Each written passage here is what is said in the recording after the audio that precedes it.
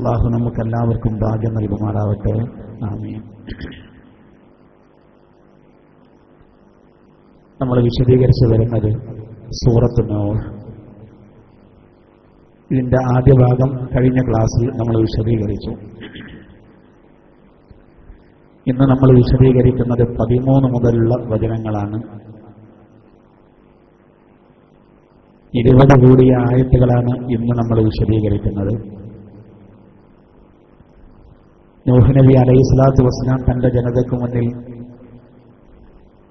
പ്രബോധനം നടത്തിയതിനെ സംബന്ധിച്ച് കഴിഞ്ഞ ക്ലാസ്സിൽ നമ്മൾ വിശദീകരിച്ചു. രാപ്പകൽ വ്യത്യാസമില്ലാതെ ഉറക്കെയും പതുക്കെയും രഹസ്യമായും പരസ്യമായും ആളുകൾക്ക് ഹിദായത്ത് ലഭിക്കാനുള്ള എല്ലാ മാർഗവും അദ്ദേഹം സ്വീകരിച്ചു. പക്ഷേ ജനങ്ങൾ അദ്ദേഹത്തെ തീരെ കണക്കിലെടുത്തില്ല, സത്യത്തെ വളരെയധികം അവഗണിച്ചു. അല്ലാഹു സുബ്ഹാനഹു വ തആല ആ ജനതയ്ക്ക് ശിക്ഷ നൽകിയത് സംബന്ധമായി ഇൻഷാ അല്ലാഹ് അടുത്ത ക്ലാസ്സിലാണ് നമ്മുടെ വിശദീകരണം വരിക. രാപ്പകൽ ഭേദമന്യേ അദ്ദേഹം പ്രബോധനം ചെയ്തതിനെ പറ്റി അള്ളാഹുവോട് സങ്കടം പറയുന്നതാണ്. 950 കൊല്ലത്തോളം പ്രബോധനം ചെയ്തിട്ടും യാതൊരു മാറ്റവും ഇല്ലാത്തതുകൊണ്ട് അദ്ദേഹം അത് അള്ളാഹുവിന്റെ മുന്നിൽ സമർപ്പിക്കുന്ന രീതിയാണ് കഴിഞ്ഞ ക്ലാസ്സിൽ നമ്മൾ ചർച്ച ചെയ്തത്. ഇന്ന് നമ്മൾ ഓതിവെച്ച ആയത്തുകളിലൂടെ മഹാനായ നൂഹ് നബി അലൈഹിസ്സലാത്തു വസ്സലാം തന്റെ ജനതയോട്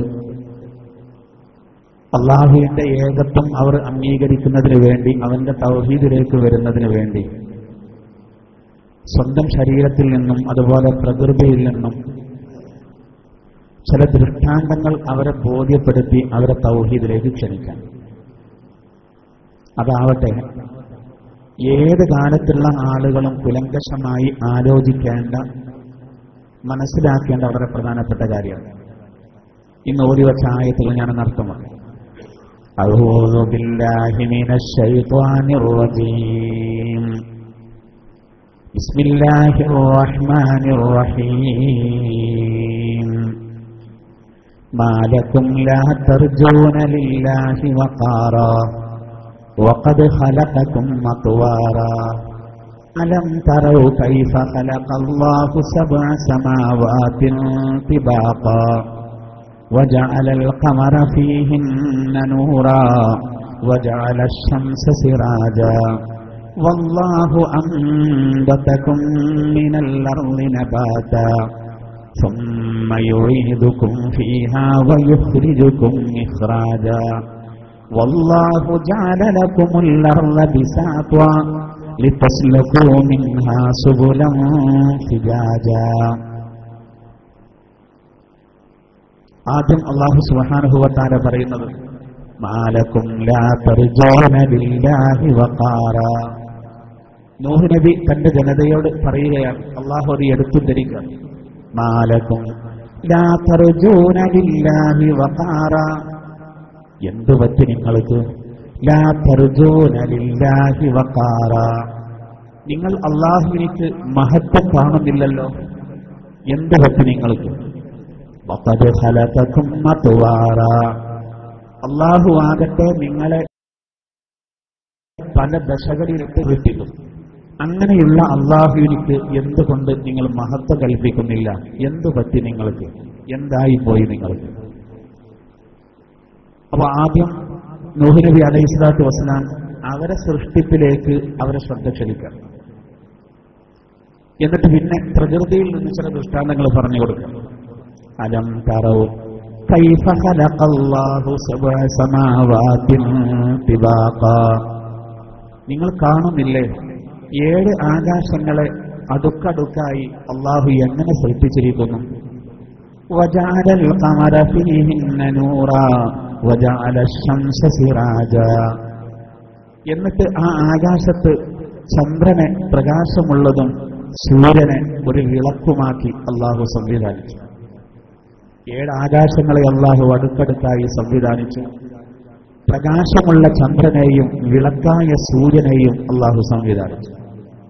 വല്ലാഹു അൻബതകും മിനൽ അർളി നബാത. മാത്രമല്ല അല്ലാഹു നിങ്ങളെ ഭൂമിയിൽ നിന്ന് സൃഷ്ടിച്ചെടുത്തു. സുമ്മ യുഈദുകും ഫീഹാ വയുഖ്രിജുകും ഇഖ്റാജ. പിന്നീട് ആ മണ്ണിലേക്ക് തന്നെ അല്ലാഹു നിങ്ങളെ മടക്കും. പിന്നെ ആ മണ്ണിൽ നിന്ന് നിങ്ങൾക്ക് ഉയർത്തിയെഴുന്നേൽപ്പ് നൽകുകയും ചെയ്യും. വല്ലാഹു ജഅല ലകുമുൽ അർള ബിസാത. അല്ലാഹു ഭൂമിയെ നിങ്ങൾക്കൊരു വിരിപ്പാക്കി തന്നു. എന്തിന്? ലിതസ്ലുകൂ മിൻഹാ സുബുലൻ ഫിജാജ. വിശാലമായ മാർഗങ്ങളിലേക്ക് ആ ഭൂമിയിലൂടെ നിങ്ങൾ പ്രവേശിക്കുന്നതിന് വേണ്ടി. ഇതിന്റെ നേരെ അർത്ഥം വെക്കുമ്പോൾ കാര്യമായിട്ടൊന്നും നമുക്കതിൽ നിന്ന് കാണാൻ കഴിയില്ലെന്ന് തോന്നിപ്പോകും. പക്ഷെ ആദ്യം അല്ലാഹു പറഞ്ഞത് മാലകും ലാ തർജൂന ലില്ലാഹി വഖാറ. എന്തൊക്കെ നിങ്ങൾക്ക് അല്ലാഹു പറയുന്നു, നിങ്ങൾ അല്ലാഹുവിലേക്ക് ഒരു മഹത്വവും കാണുന്നില്ലല്ലോ. എന്നിട്ട് അല്ലാഹു പറയുകയാണ് വഖദ് ഖലഖകും അത്വാറ. നിങ്ങളെ പല ദശകളിലായിട്ട് അല്ലാഹു സൃഷ്ടിച്ചു. എന്നിട്ട് നിങ്ങൾ അല്ലാഹുവിലേക്ക് യാതൊരു മഹത്വവും കാണുന്നില്ലല്ലോ. അത് അങ്ങനെ അല്ലാഹു പറയാനുള്ള കാരണം, നിങ്ങളെ പല ദശകളിലായി സൃഷ്ടിച്ചു എന്ന് പറഞ്ഞാൽ അതുകൊണ്ടുള്ള ഉദ്ദേശം ഉമ്മാന്റെ ഗർഭപാത്രത്തിൽ വരുന്നതിന് മുമ്പ് ഒന്നുമല്ലല്ലോ. പണ്ട് സക്കരിയ നബി അലൈഹി സ്വലാത്തു വസ്സലാം അല്ലാഹുവോട് ദുആയിരുന്നു, പഠിച്ചവനെ, ഖുർആനിൽ അല്ലാഹു എടുത്തു ധരിക്കുന്നുണ്ട്, എനിക്ക് ഒരു പിൻഗാമിയെ, ഒരു അനന്തരാവകാശിയെ നീ നൽകണേ എന്ന് പറഞ്ഞത്. സമ്പത്തിന് ഒരു അനന്തരം കിട്ടലല്ല അദ്ദേഹം ഉദ്ദേശിക്കുന്നത്, മറിച്ച് അദ്ദേഹത്തിന്റെ ആ ദൗത്യ നിർവഹണത്തിന് പ്രവാചകത്വ പട്ടം അല്ലാഹു അദ്ദേഹത്തിന് കൊടുത്തു. ഇനി അദ്ദേഹത്തിന്റെ ശേഷം അത് ഏറ്റെടുത്ത് നടത്താൻ ഒരാൾ വേണമെന്നാണ് അദ്ദേഹം മനസ്സിൽ അഗാധമായി ആഗ്രഹിക്കുന്നത്. അങ്ങനെ അദ്ദേഹം അല്ലാഹുവോട് ദുആയിരുന്നു, പഠിച്ചവനെ എനിക്ക് അദ്ദേഹം അല്ലാഹുവോട് ദുആയിരുന്നത് എനിക്ക് ഒരു സന്താനത്തെ വേണം. അതിന് അദ്ദേഹം അല്ലാഹുവോട് ദുആയിരുന്നത് ഖുർആൻ തന്നെ പറയുന്നത് യനാദാ റബ്ബഹു റബ്ബി ലാ തദർനി ഫർദൻ വഅൻത ഖൈറുൽ വാരിസീൻ. അല്ലാഹുവേ, ഒരു അനന്തരാവകാശിയെ, ഒരു പിന്തുടർച്ചക്കാരനില്ലാതെ നീ എന്നെ ഒറ്റയ്ക്ക് വിടരുതേ എന്ന് അദ്ദേഹം ദുആയിരുന്നു. അങ്ങനെ അദ്ദേഹത്തിന് അല്ലാഹു തആല ഒരു കുട്ടിയെ നൽകുക. അപ്പൊ അദ്ദേഹത്തിന് 120 വയസ്സാണ്. അപ്പൊ അദ്ദേഹത്തിന് ഭയങ്കര അത്ഭുതം. അദ്ദേഹത്തിന് ഒരു സന്താനം ഉണ്ടാകുമെന്ന് ജിബ്രീൽ അലൈഹിസ്സലാത്തു വസ്സലാം അല്ലാഹുവിൽ നിന്നുള്ള സന്ദേശം എത്തിച്ചു കൊടുത്തപ്പോൾ അദ്ദേഹം അത്ഭുത പരതന്ത്രനായി ചോദിച്ചു, പടച്ചവനെ, എനിക്ക് ഈ സന്ദർഭത്തിൽ ഒരു കുട്ടിയോ? പടുവൃദ്ധനായിട്ടുണ്ട്. മാത്രമല്ല ഭാര്യയ്ക്കും 100 വയസ്സായി ഏകദേശം. ഒരിക്കലും പ്രസവിക്കാത്ത പെണ്ണാണ്, വന്ധ്യതൻ. പിന്നെ എങ്ങനെ ഒരു കുട്ടി ജനിക്കും? അപ്പൊ അതിന് മറുപടിയായിട്ട് ജിബ്രീൽ അലൈഹിസ്സലാത്തു വസ്സലാം പറഞ്ഞത്, സക്കരിയ നബി, താങ്കൾ തന്നെ ഇല്ലാത്തൊരു സമയം ഇവിടെ ഉണ്ടായിരുന്നില്ലേ? അങ്ങനെ ഇല്ലായ്മയിൽ നിന്ന് അള്ളാഹു താങ്കളെ സൃഷ്ടിച്ചു. അങ്ങനെയുള്ള അള്ളാഹുവിലേക്ക് 120ാമത്തെ വയസ്സിൽ താങ്കൾക്കൊരു കുട്ടിയെ തരാൻ എന്താ പ്രയാസം? അള്ളാഹുവിനൊരു പ്രയാസമില്ല. അങ്ങനെ അദ്ദേഹത്തിന് യഹ്യ എന്ന് പറഞ്ഞ കുട്ടിയെ കൊടുത്തു. ഖുർആൻ മറിയം സൂറത്തിലും അംബിയാ സൂറത്തിലും ഒക്കെ അത് സംബന്ധമായിട്ട് വിശദീകരിക്കും.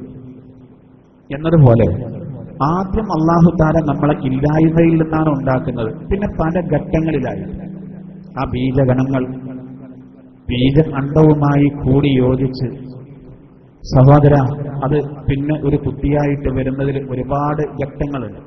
രക്തപിണ്ഡമായി, മാംസപിണ്ഡമായി, അതിന്റെ ശേഷം അസ്ഥികളായി, പിന്നെ ആ അസ്ഥികളെ മാംസം കൊണ്ട് അല്ലാഹു പൊതിഞ്ഞ് ഒരു 9 മാസമാകുമ്പോഴേക്ക്, അല്ലെങ്കിൽ 10 മാസമാകുമ്പോഴേക്ക് കുട്ടി പുറത്തു വരും.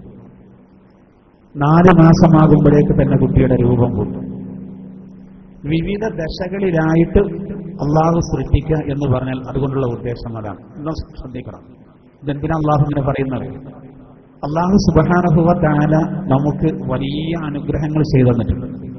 ആ അനുഗ്രഹങ്ങൾ ഓർത്തിട്ട് അള്ളാഹുവിന്റെ തൗഹീദിനെ നമ്മൾ അംഗീകരിക്കണം. ആ അനുഗ്രഹങ്ങൾ നമ്മൾ ഓർക്കണം. എന്നിട്ട് അള്ളാഹുവിന്റെ തൗഹീദിനെ നമ്മൾ അംഗീകരിക്കണം. അതിന് ഏറ്റവും പ്രധാനം ഓരോരുത്തരും അവരവരുടെ ശരീരത്തിലേക്ക് നോക്കണം. മൻ അറഫ നഫ്സഹു അറഫ റബ്ബഹു. ഒരാൾ സ്വന്തം ശരീരത്തെ അറിഞ്ഞാൽ അവൻ അള്ളാഹുവിനെ അറിഞ്ഞു.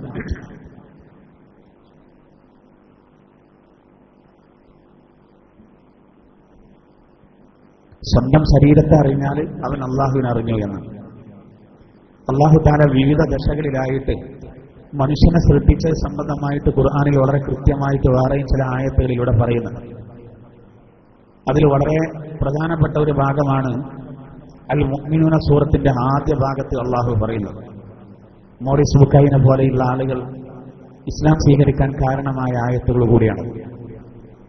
ഒരു പെണ്ണിന്റെ ഗർഭപാത്രത്തിൽ വിവിധ ദശകളിലായി അള്ളാഹു തആല ഒരു കുട്ടിയെ വളർത്തിയെടുക്കുന്നത് സ്കാൻ ചെയ്യാനുള്ള സൗകര്യമില്ലാത്ത ഒരു എക്സ്റേ സിസ്റ്റം പോലും കണ്ടുപിടിക്കാത്ത കാലത്ത് അള്ളാഹു തആല കൃത്യമായി പറഞ്ഞത് പരിശുദ്ധ ഖുർആനിലെ മുഅ്മിനൂന സൂറത്തിന്റെ ആദ്യ ഭാഗത്തിലാണ്. ഈ ആയത്തിന്റെ വിശദീകരണം കിടക്കുന്ന അവിടെ മുഫസ്സിറുകൾ പറയുന്നുണ്ട്. ബിസ്മില്ലാഹിർ റഹ്മാനിർ റഹീം വലഖദ് ഖലഖ്നൽ ഇൻസാന മിൻ സുലാലത്തിൻ മിൻ തീൻ ثم جعلناه نطفة في قرار مكين ثم خلقنا النطفة علقة فخلقنا العلقة مضغة فخلقنا المضغة عظاما فكسونا العظام لحما ثم أنشأناه خلقا آخر فتبارك الله أحسن الخالقين. അല്ലാഹു പറയുന്നത് വലഖദ് ഖലഖ്നൽ ഇൻസാന മിൻ സുലാലത്തിൻ മിൻ തീൻ, ശുദ്ധമായ കളിമണ്ണിൽ നിന്ന് മനുഷ്യവർഗത്തെ നാം സൃഷ്ടിച്ചിരിക്കുന്നു. അല്ലാഹു പറയുന്നു സുമ്മ ജഅൽനാഹു നുത്ഫതൻ ഫീ ഖറാറിൻ മകീൻ, പിന്നീട് അതിനെ ബീജഗണങ്ങളായി ഒരു സുരക്ഷിത സ്ഥലത്ത് നാം അതിനെ സംവിധാനിച്ചു. ഗർഭപാത്രത്തിന് ഖറാറും മക്കീൻ എന്ന് പറഞ്ഞു. സുമ്മ ഖലഖ്നൻ നുത്ഫത അലഖ, ആ ഇന്ദ്രിയ ഗണങ്ങളെ പിന്നെ രക്തപിണ്ഡമാക്കി മാറ്റി നാം. ഫഖലഖ്നൽ അലഖത മുദ്ഗ, ആ രക്തപിണ്ഡത്തെ മാംസപിണ്ഡമാക്കി സൃഷ്ടിച്ചു നാം. ഫഖലഖ്നൽ മുദ്ഗത ഇളാമ, പിന്നെ ആ മാംസപിണ്ഡത്തെ അസ്ഥികളാക്കി സൃഷ്ടിച്ചു നാം. ഫകസൗനൽ ഇളാമ ലഹ്മ, പിന്നെ ആ അസ്ഥികളെ മാംസം കൊണ്ട് പൊതിഞ്ഞു നാം. സുമ്മ അൻശഅനാഹു ഖൽഖൻ ആഖർ, പിന്നെ പുതിയ മറ്റൊരു സൃഷ്ടിയായി നാം അതിനെ കൊണ്ടുവന്നു സൃഷ്ടിച്ചു. ഫതബാറകല്ലാഹു അഹ്സനുൽ ഖാലിഖീൻ, സൃഷ്ടികർത്താവായ അല്ലാഹു അനുഗ്രഹ സമ്പൂർണനായിരിക്കുന്നു. ഇവിടെ നോക്കൂ, അലഖത്ത്, പിന്നീട് മുളകത്ത്, പിന്നീട് അത് ഇളാമ്, അങ്ങനെ ഒരുപാട് മാറ്റങ്ങൾ. ഇതാണ് അല്ലാഹു ഈ ആയത്തിലൂടെ പറയുന്നത്. നിങ്ങളെ വിവിധമായ ദശകളിലായിട്ട് സൃഷ്ടിച്ചു, എന്നിട്ടും ആ സൃഷ്ടാവിന് മഹത്വം നിങ്ങൾ കൽപ്പിക്കാത്തതുണ്ട്. മാലക്കും ലാ തർജൂന ലില്ലാഹി വഖാറ വഖദ് ഖലഖകും അത്വാറ, നിങ്ങളെ വിവിധ ദശകളിലായി അല്ലാഹു സൃഷ്ടിച്ചു, എന്നിട്ടും എന്തേ നിങ്ങൾ അല്ലാഹുവിനിക്ക് മഹത്വം കൽപ്പിക്കാത്തത് എന്ന് നൂഹ് നബി അലൈഹിസ്സലാത്തു വസ്സലാം ആ ജനതയോട് ചോദിച്ചുവെന്ന് അല്ലാഹു പറയുന്നു. അപ്പൊ ഗർഭപാത്രത്തിലെ ആ മാറ്റങ്ങൾ അതൊക്കെ വലിയ അത്ഭുതമാണ്. ഒരു കുട്ടിയുടെ സൃഷ്ടിപ്പിൽ അല്ലാഹു സുബ്ഹാനഹു വ തആല നൽകുന്ന വിവിധ ഘട്ടങ്ങൾ, ആ കുട്ടി വളർന്നു വരാൻ ആവശ്യമായ ഘടകങ്ങൾ, അത് ഒരു മഹാ അത്ഭുതമാണ്. അതുകൊണ്ട് അത് ആലോചിച്ച് നമ്മൾ അല്ലാഹുവിനെ അംഗീകരിക്കണമെന്നാണ് പരിശുദ്ധ ഖുർആനിൽ അല്ലാഹു സുബ്ഹാനഹു വ തആല അതിലേക്ക് വരൽ ചൂണ്ടുന്ന സുപ്രധാനമായ ഒരു ആയത്താണ് സൂറത്തുൻ നിസായിലെ 1-ാമത്തെ ആയത്ത്. നോക്കൂ, അതിൽ അല്ലാഹു ഇങ്ങനെ പറയുന്നുണ്ട്. ബിസ്മില്ലാഹിർ റഹ്മാനിർ റഹീം യാ അയ്യുഹന്നാസ് ഇത്തഖൂ റബ്ബകുമുല്ലദീ ഖലഖകും മിൻ നഫ്സിൻ വാഹിദ وخلق منها زوجها وبث منها رجالا كثيرا ونساء واتقوا الله الذي تساءلون به والأرحام إن الله كان عليكم رقيبا. الله പറയുന്നത് യാ അയ്യുഹൻ الناس اتقوا ربكم الذي خلقكم من نفس واحدة, ഒറ്റ ശരീരത്തിൽ നിന്ന് നിങ്ങളെ സൃഷ്ടിച്ചെടുത്ത നിങ്ങളുടെ റബ്ബിനെ നിങ്ങൾ സൂക്ഷിക്കണേ ജനങ്ങളെ. ഒരൊറ്റ ശരീരത്തിൽ നിന്ന് നിങ്ങളെ സൃഷ്ടിച്ചെടുത്ത അല്ലാഹു, ആ അല്ലാഹുവിനെ, ആ സൃഷ്ടാവിനെ, ആ റബ്ബിനെ, സംരക്ഷകനെ നിങ്ങൾ സൂക്ഷിക്കണേ. ആദം നബി അലൈഹിസ്സലാമിൽ നിന്നാണ് നമ്മളൊക്കെ വരുന്നത്. മാത്രമല്ല وخلق منها زوجها وبث منها رجالا كثيرا ونساء അല്ലാഹു പറയുന്നു അതിൽ നിന്ന് ഇണകളെ സൃഷ്ടിച്ചു, എന്നിട്ട് പിന്നെ സ്ത്രീ പുരുഷന്മാരെ കൊണ്ടുവന്നു, ആണിനെയും പെണ്ണിനെയും ധാരാളം. അങ്ങനെയുള്ള അള്ളാഹുവിനെ നിങ്ങൾ സൂക്ഷിക്കണേ.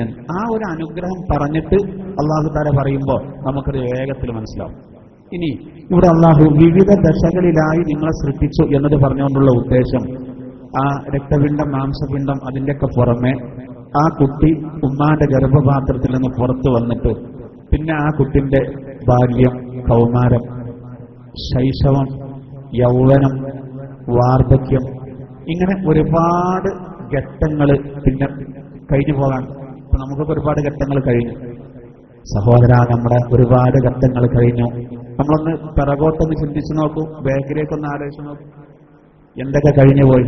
നമ്മൾ സ്കൂളിൽ പോയ കാലം, മദ്രസയിൽ ആദ്യമായി പോയ കാലം, ചെറുപ്പത്തിൽ നമ്മുടെ കളികൾ, നമ്മുടെ തമാശകൾ, ചെറുപ്പത്തിൽ നമുക്കുണ്ടായിരുന്ന സംഗതികൾ, ഒരുപാട് കുറവുകൾ, ഒരുപാട് പോരായ്മകൾ, ജീവിതത്തിൽ സംഭവിച്ചു പോയ അബദ്ധങ്ങൾ, നമ്മളുണ്ടാക്കിയ കച്ചറകൾ ചെറുപ്പത്തിൽ, അതൊക്കെ കഴിഞ്ഞുപോയി. ഇപ്പൊ നമ്മുടെ അവസ്ഥ എന്താ?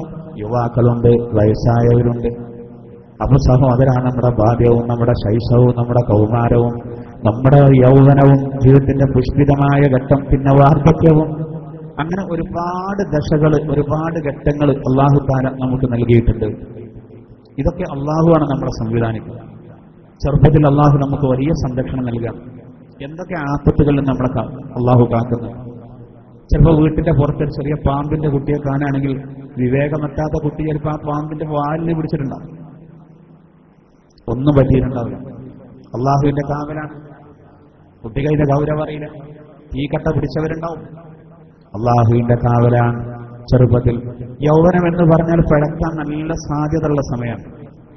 ചോരത്തിളപ്പിന്റെ ഘട്ടം, ജീവിതത്തിന്റെ ഏറ്റവും നല്ല പുഷ്പിത ഘട്ടം. ഏതൊരാളും പിഴക്കാൻ കൂടുതൽ സാധ്യതയുള്ള സമയമാണ്. നമ്മൾ ആലോചിച്ച് നോക്കൂ, നല്ല ചെറുപ്പുള്ള ചെറുപ്പക്കാർ അള്ളാഹുവിന്റെ ഭവനങ്ങളുമായും മദ്രസകളുമായിട്ടും ഖുർആൻ ക്ലാസുകളുമായിട്ടും ഇത്ര നല്ല കാര്യങ്ങളുമായി ബന്ധപ്പെട്ട് ജീവിതം സംസ്കരിച്ച എത്ര ആളുകളുണ്ട്. യൗവനത്തിൽ പഴച്ചു പോകുമെന്ന് പറയും, പക്ഷേ അങ്ങനെ പഴക്കാത്ത, പിടിച്ചു നിൽക്കാൻ കഴിയുന്ന സാഹചര്യത്തോട് പടവെട്ടി ഒടുക്കിനെതിരെ നീന്തി ശക്തമായ നിലപാട് സ്വീകരിച്ച, തെറ്റിൽ അകപ്പെട്ട് പോകാതെ ജീവിക്കുന്ന എത്ര പേരുണ്ട്. പരിഹാസങ്ങളുണ്ടാവും ഇതുവരെ കള്ളു കുടിച്ചിട്ടില്ല എന്ന് പറയുമ്പോൾ, എന്നാലും അതിനൊക്കെ തരണം ചെയ്യാനുള്ള കരുത്തുള്ള എത്ര പേരുണ്ട്. അള്ളാഹു നൽകുന്ന വലിയ നിയമത്താണ് അവന്റെ ആരോഗ്യം. ആ യൗവനഘട്ടത്തിൽ അള്ളാഹു നല്ലതിന് ഉപയോഗിക്കാൻ നമുക്ക് ഭാഗ്യം നൽകുമാറാവട്ടെ. സഹോദര, അതാണെന്ന് പിന്നെ വാർദ്ധക്യമാണ്. സ്വാഭാവികമായിട്ടും മനുഷ്യന് ഒരുപാട് ടെൻഷൻ വരുന്ന സമയം. ജീവിതത്തിന്റെ ആ ലാസ്റ്റ് ഘട്ടം, ശാരീരികമായ ഒരുപാട് പ്രയാസങ്ങൾ, സംഭവിച്ചു പോയ തെറ്റുകളിലുള്ള സങ്കടം എല്ലാം കൂടി കൂടും.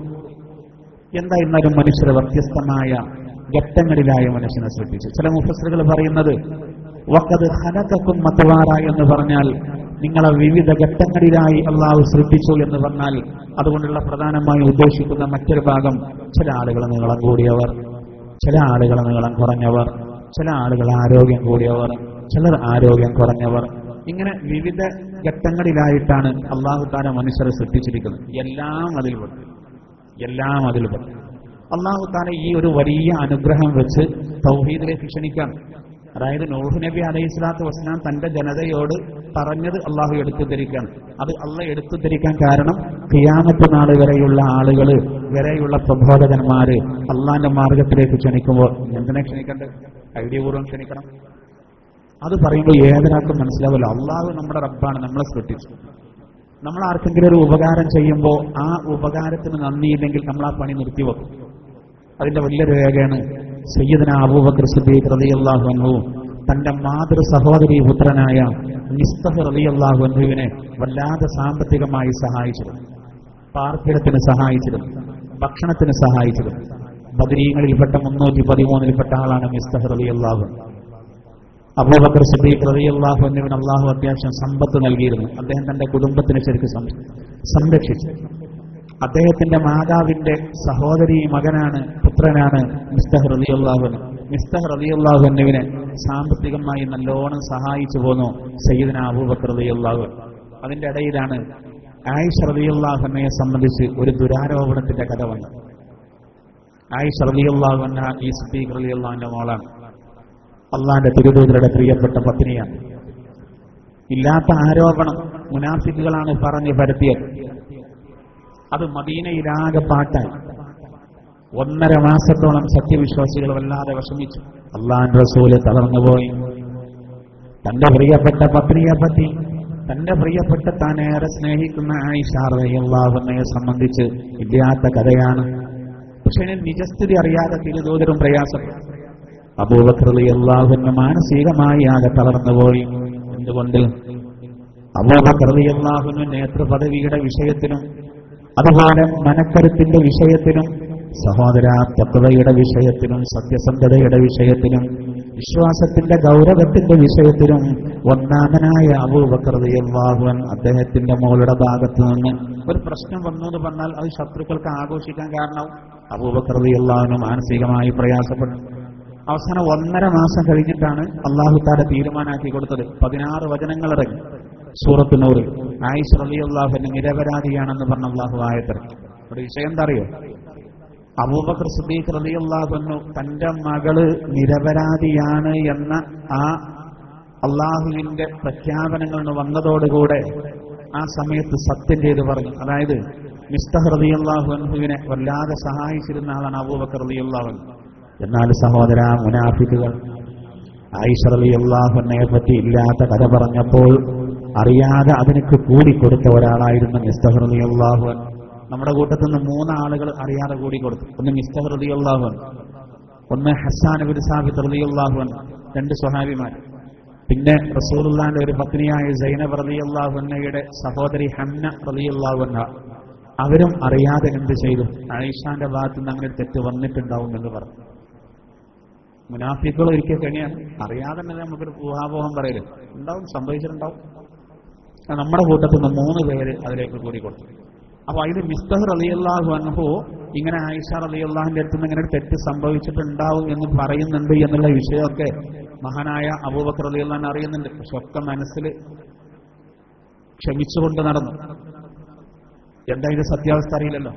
അവസാനം ആയിഷ റളിയല്ലാഹു അൻഹ നിരപരാധിയാണ് എന്ന് അല്ലാഹു തആല ആയത്തിറക്കി. നിരപരാധിയാണ്. ആയിഷ ബീവിയെ പോലെയുള്ളവരെ അങ്ങനെ പറഞ്ഞാൽ ദുനിയാവിലും അതുപോലെ ആഖിറത്തിൽ അവർ ശപിക്കപ്പെട്ടവരാണെന്ന് ഖുർആൻ പറഞ്ഞു. ഇന്നല്ലദീന യർമൂനൽ മുഹ്സനാത് المحصنات الغافلات المؤمنات لعنوا في الدنيا والآخرة ولهم عذاب عظيم إن الذين يرمون المحصنات الغافلات المؤمنات സത്യവിശ്വാസിനികളായ വ്യഭിചാരത്തെപ്പറ്റി ചിന്തിക്കുക പോലും ചെയ്യാത്ത പതിവ്രതകളായ പെണ്ണുങ്ങളെപ്പറ്റി ആരോപണങ്ങൾ പറയുന്നവർ അവർ ആരാണെങ്കിലും അവർ ഇഹപര ലോകത്ത് 2 ലോകത്തും അവർ ശപിക്കപ്പെട്ടവരാകുന്നു. അപ്പൊ മുനാഫികളെ പറ്റിയാണ് പറഞ്ഞത്. ഈ സമയത്ത് ഈ ആയത്തുകളൊക്കെ ഇറങ്ങിയപ്പോ അബൂബക്കർ റളിയല്ലാഹു അൻഹു പറഞ്ഞു, വല്ലാഹി ഇനി മേലിൽ ഞാൻ മിസ്തഹിനെ സഹായിക്കൂലെന്ന്. എന്നോ ശ്രദ്ധിക്കണം. കാരണം മിസ്തഹ് റളിയല്ലാഹു അൻഹു ഒരുപാട് സഹായങ്ങൾ ചെയ്യുന്നത് അബൂബക്കർ റളിയല്ലാഹു അൻഹു. അപ്പൊ അബൂബക്കർ റളിയല്ലാഹു അൻഹു ചിന്തിച്ചെന്താണ്, ഞാൻ അത്രയൊക്കെ സഹായം തന്റെ കുടുംബത്തിൽപ്പെട്ട തന്റെ മാതൃ സഹോദരി പുത്രനായ മിസ്തഹിന് ചെയ്തു കൊടുത്തിട്ടും എന്റെ മകളെ പറ്റി മുനാഫിക്കുകൾ ഇല്ലാത്ത കഥ പറഞ്ഞുണ്ടാക്കി പരത്തിയപ്പോ അതിൽ കൂടി കൊടുത്തില്ലേ? ആ പ്രതിഷേധം എന്ന നിലക്ക് വല്ലാഹി ഇനി ഞാൻ മിസ്തഹിനെ സഹായിക്കില്ല എന്ന്. അതിൽ അല്ലാഹു ആയത്ത് ബിസ്മില്ലാഹിർ റഹ്മാനിർ റഹീം വലാ യഅ്തലി ഉലുൽ ഫളി മിൻകും വസ്സഅ أن يؤتوا أولي القربى والمساكين والمهاجرين في سبيل الله وليعفوا وليصفحوا ألا تحبون أن يغفر الله لكم والله غفور رحيم. الله പറയുന്നു, നിങ്ങളുടെ കൂട്ടത്തിൽ സാമ്പത്തിക ശേഷിയുള്ള ഉന്നതർ അവരുടെ കുടുംബത്തിനും അതുപോലെ അഗതികൾക്കും കുടുംബത്തിനും അള്ളാഹുവിന്റെ മാർഗത്തിൽ പലായനം ചെയ്ത ആളുകൾക്കും നൽകിയിരുന്ന സഹായം ഒരിക്കലും അവർ നിർത്തലാക്കരുത്. വൽയഅഫൂ വൽയസ്ഫഹൂ, മാഫ് ചെയ്തു കൊടുക്കട്ടെ, വിട്ടുകൊടുക്കട്ടെ. അലാ തുഹിബ്ബൂന അൻ യഗ്ഫിറല്ലാഹു ലക്കും, നിങ്ങൾക്ക് അല്ലാഹു പൊറുത്തു തരുന്നതിനെ ഇഷ്ടപ്പെടുന്നില്ലയോ? വല്ലാഹു ഗഫൂറുർ റഹീം, അല്ലാഹു പൊറുക്കുന്നവനാണ്, അവൻ കാരുണ്യവാനാണ്. എന്താ ഇതിന്റെ തമ്മിലുള്ള ബന്ധങ്ങൾക്ക് മനസ്സിലായോ? അബൂബക്കർ റളിയല്ലാഹു അൻഹുവിനോട് അല്ലാഹു പറഞ്ഞത്, നിങ്ങൾ ഇതുവരെ നിങ്ങളുടെ കുടുംബത്തിലുള്ളവർക്ക്, മിസ്കിന്മാർക്ക്, അതുപോലെ ഹിജ്റ വന്നവർക്കൊക്കെ കൊടുത്തിരുന്ന സഹായം നിർത്തിവെക്കരുത്. അപ്പൊ മിസ്റ്റർ റളിയല്ലാഹു അൻഹു ചെറിയൊരു അബദ്ധം പറ്റിയില്ലേ, സാരമില്ല, മാഫ് കൊടുത്തു, അത് വിട്ടുകൊടുക്കണം. നിങ്ങൾക്ക് ഞാൻ പുറത്തു തരുന്നതിനെ നിങ്ങൾ ഇഷ്ടപ്പെടുന്നില്ലേ എന്നതുപോലെയാണ് ഇവിടെ നമ്മൾ മനസ്സിലാക്കേണ്ടത്. എല്ലാ സഹായവും നമ്മൾ ഒരാൾക്ക് ചെയ്തു കൊടുത്തിട്ട് പിന്നെ അയാൾ നമുക്ക് പാര വെക്കുമ്പോൾ സ്വാഭാവികമായിട്ട് നമ്മൾ ആ പരിപാടി നിർത്തി. സ്വാഭാവികമായും അബൂബക്കർ റളിയല്ലാഹു അൻഹു ചിന്തിച്ചതും അങ്ങനെ തന്നെയാണ്. അള്ളാഹ് പറഞ്ഞെന്താ, അത് വേണ്ട, ഒരു മാപ്പ് കൊടുത്തത്, നിങ്ങൾക്ക് നമ്മൾ മാപ്പ് തരുന്നുണ്ടല്ലോ.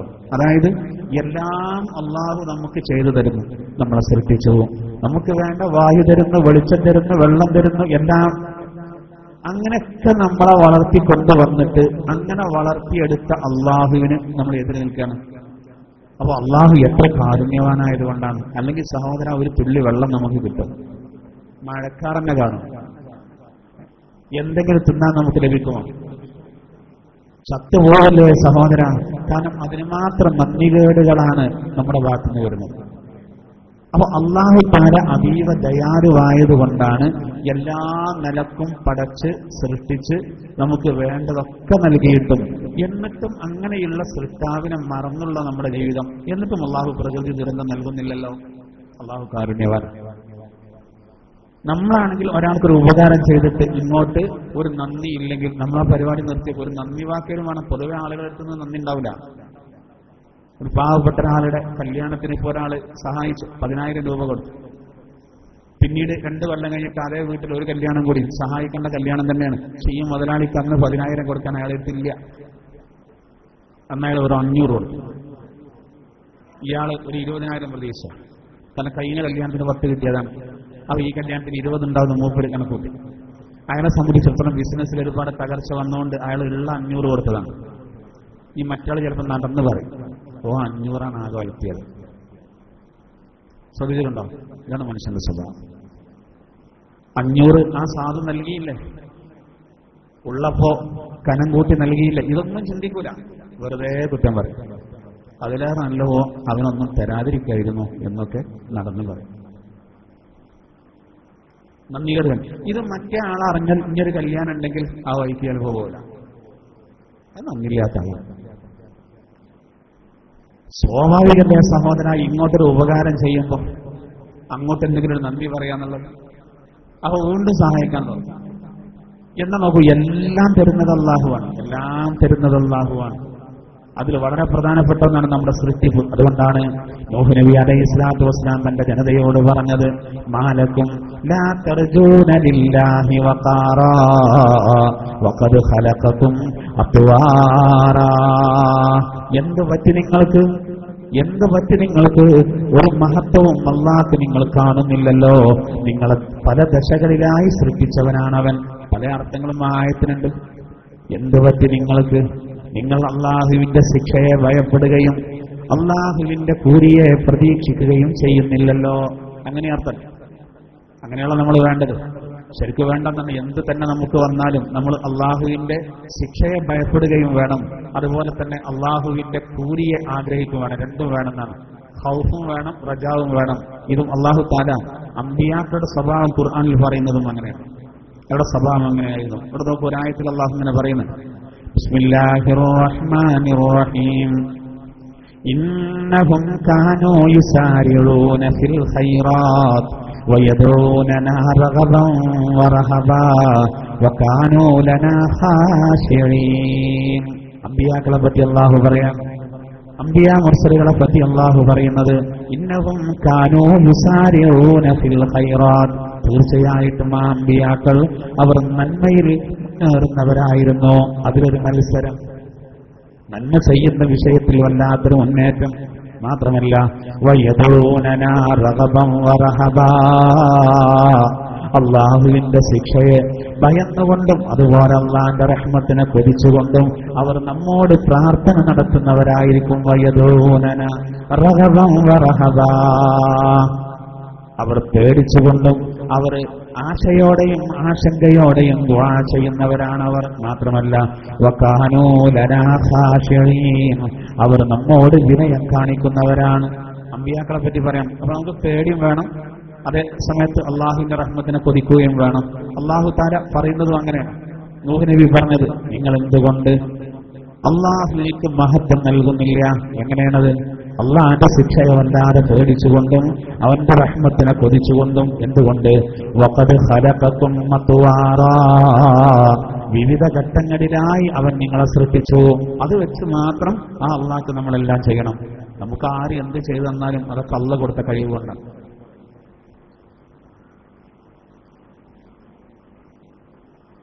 ഇതൊക്കെ നമ്മൾ നമ്മുടെ ശരീരത്തിലേക്ക് ഇങ്ങനെ ശ്രദ്ധിച്ചാൽ നമ്മൾ ഒരുപാട് ശുക്ർ ചെയ്യും. നമ്മുടെ കൈകൾക്ക് അള്ളാഹു തആല കഴിവ് നൽകിയത്.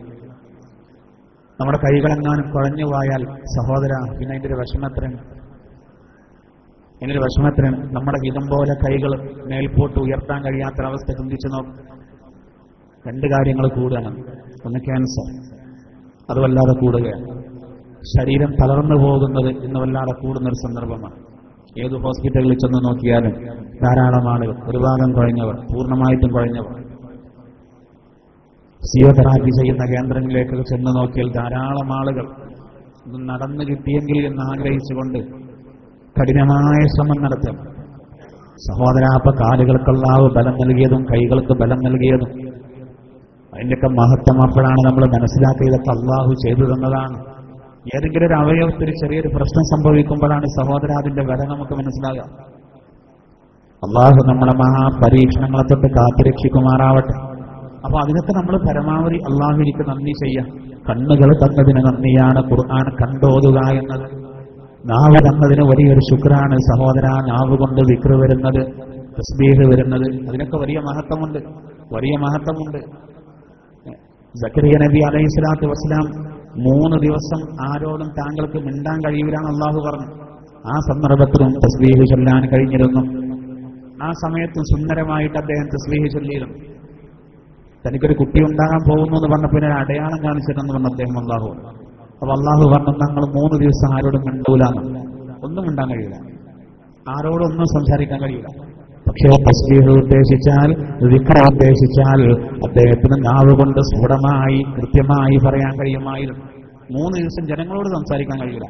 ദിക്ർ നല്ലോണം ചൊല്ലി, തസ്ബീഹ് നല്ലോണം ചൊല്ലി. അപ്പൊ അള്ളാഹു അത് അത്ര ഇഷ്ടപ്പെട്ട കാര്യമാണ്. അതുകൊണ്ട് നമ്മുടെ നാവ് മധുരാക്കണം. നമ്മുടെ ഹൃദയത്തിൽ ഇത്തരം കാര്യങ്ങൾ വരണം. നമ്മുടെ മസ്തിഷ്കം അള്ളാഹു നൽകിയത് മധുരാവണം. എന്താവും നമ്മുടെ തലച്ചോറ്? തലയിലേക്ക് ഒരു തേങ്ങ വീണാൽ നമ്മുടെ തലയുടെ കാര്യം കഴിഞ്ഞു. എന്നാൽ നമ്മുടെ തലച്ചോറിന്റെ വ്യാപ്തി എത്രയാണ്, അതിന്റെ പവർ എത്രയാണ്? ശാസ്ത്രലോകം അതിന്റെ മുന്നിൽ നട്ടം തിരിയുന്നൊരവസ്ഥ പഠനം എവിടെയും എത്തിയിട്ടില്ല. തലച്ചോറിനെ പറ്റി പഠനം നടത്തിയ പ്രഗത്ഭനായ ഒരു വിശ്വകരൻ പറഞ്ഞത്, ഇപ്പോഴും ഈ വിഷയത്തിൽ കടപ്പുറത്ത് കടല കുറിച്ച് നടക്കുകയാണ്, കടലിറങ്ങിയിട്ടില്ല. തലച്ചോറിന്റെ വിഷയം കടൽ പോലെ വിശാലമായി കിടക്കുകയാണ്. ഇതുവരെ കണ്ടെത്തിയ കാര്യങ്ങളൊക്കെ ഇപ്പോഴും കടപ്പുറത്ത് നിൽക്കുന്നത് പോലെ ആയിട്ടുള്ളൂ. കടലിനിയും അവിടെ കിടക്കുകയാണ്. സഹോദരായതൊക്കെ അള്ളാഹു നൽകിയതാ. നമ്മുടെ 2 കണ്ണുകൾ നിൽക്കുന്നത് വെള്ളത്തിലാ. ചിന്തിച്ചു നോക്കും. അള്ളാഹു നൽകിയ വലിയ നിയമത്താണ്. അങ്ങനെ ഓരോ അവയവങ്ങളും നമ്മൾ പരിശോധിച്ചു നോക്കും. ശരീരത്തിൽ നൽകിയ ഒരു ഞരമ്പിന് ഒരു പ്രശ്നം സംഭവിച്ചാൽ ബാലൻസ് തെറ്റിപ്പോയി, നിരാശയിലേ. ഇതാണ് നമ്മുടെ അവസ്ഥ. അതുകൊണ്ട് അള്ളാഹു തആല നമ്മളെ സൃഷ്ടിച്ചു. ആ അള്ളാഹ്ക്ക് നന്ദി ചെയ്യണം. എന്നിട്ട് അള്ളാഹു തുടർന്ന് പറയുന്നത്, അലം തറൗ കൈഫ ഖലഖല്ലാഹു സബ്അ സമാവാതിൻ തിബാഖാ, കാണുന്നില്ലേ മനുഷ്യ? നൂഹ് നബി തന്റെ ജനതയോട് പറഞ്ഞത് അള്ളാഹു ഉദ്ധരിക്കുന്നു, കൈഫ ഖലഖല്ലാഹു സബ്അ സമാവാതിൻ തിബാഖാ, അട്ടിയട്ടിയായി 7 ആകാശങ്ങളെ അള്ളാഹു എങ്ങനെയാണ് സൃഷ്ടിച്ചത്?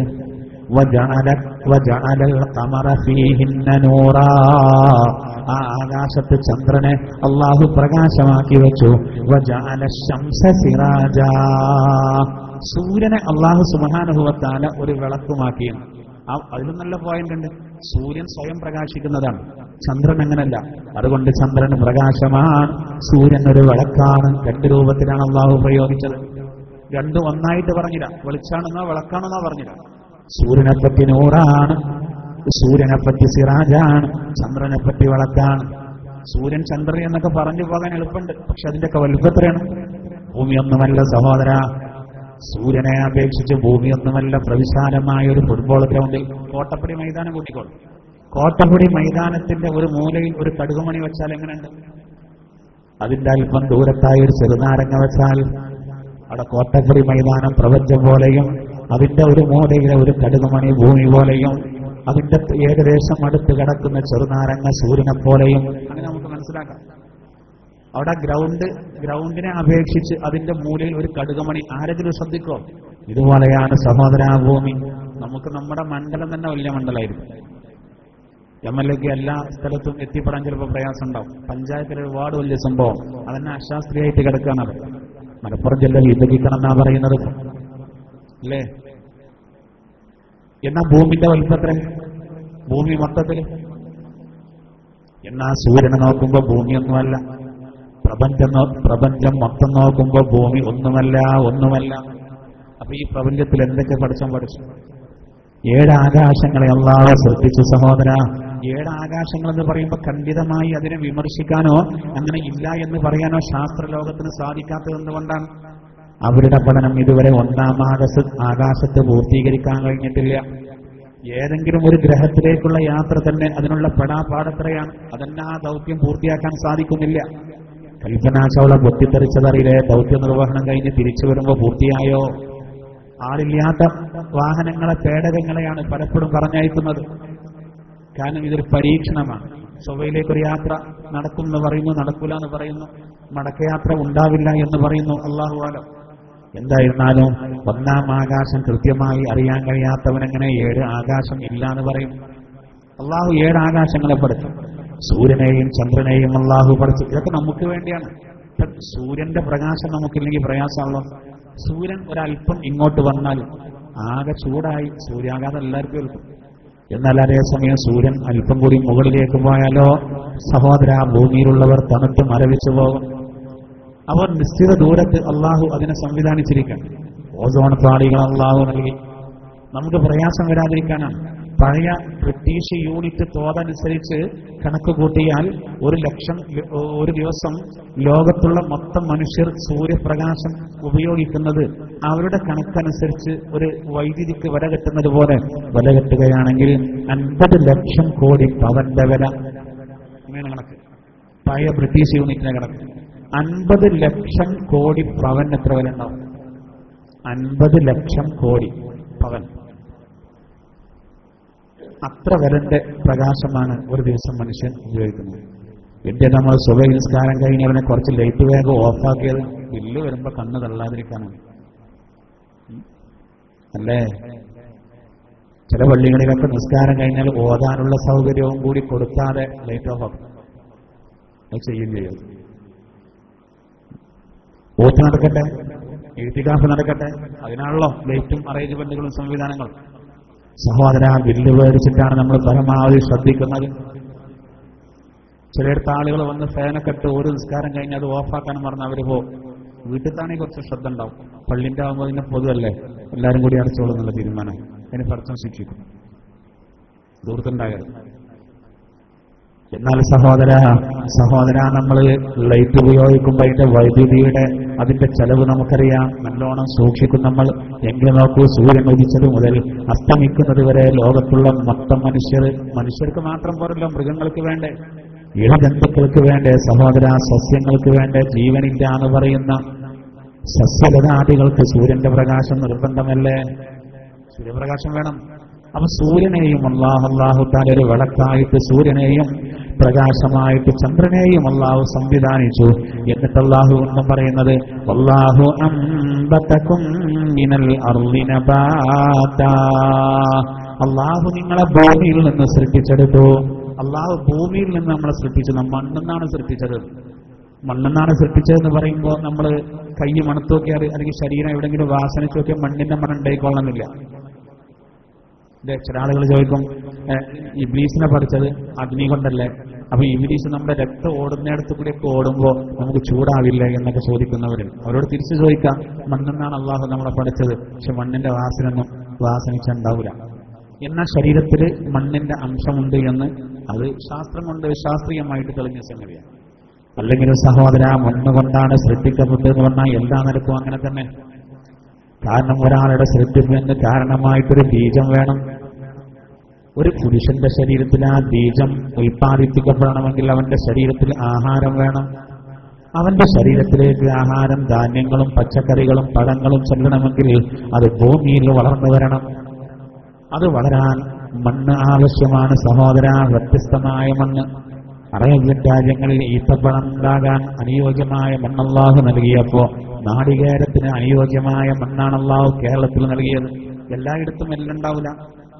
മണ്ണ് അള്ളാഹു അനുകൂലമാക്കി എന്തായിരുന്നാലും. അപ്പൊ അതുകൊണ്ടാണ് കയറ്റുമതി അങ്ങോട്ടും ഇങ്ങോട്ടൊക്കെ നടക്കുന്നത് പലതും. അതില്ലെങ്കിൽ എല്ലാം എല്ലായിടത്തും ഉണ്ടായാലും ആകെ ബുദ്ധിമുട്ടാവില്ലേ? ലോകത്തിന്റെ കടപ്പ് തന്നെ, സംവിധാനം തന്നെ ആകെ തകരാറിലാവും. ഇവിടെ നോക്കൂ, അല്ലാഹു തആല ഭൂമിയിൽ മണ്ണ് നൽകി, ആവശ്യമായ വളം നൽകി, ആകാശത്ത് നിന്ന് അല്ലാഹു തആല വെള്ളം നൽകി. അതുവഴിയല്ലേ സസ്യങ്ങൾ മുളച്ചു വരുന്നത്? ധാന്യങ്ങള്, പച്ചക്കറികള്, പഴവർഗ്ഗങ്ങള് അതൊക്കെ കഴിച്ചത് കൊണ്ടല്ലേ നമ്മുടെ ശരീരത്തിൽ ബീജമുണ്ടാകുന്നത്.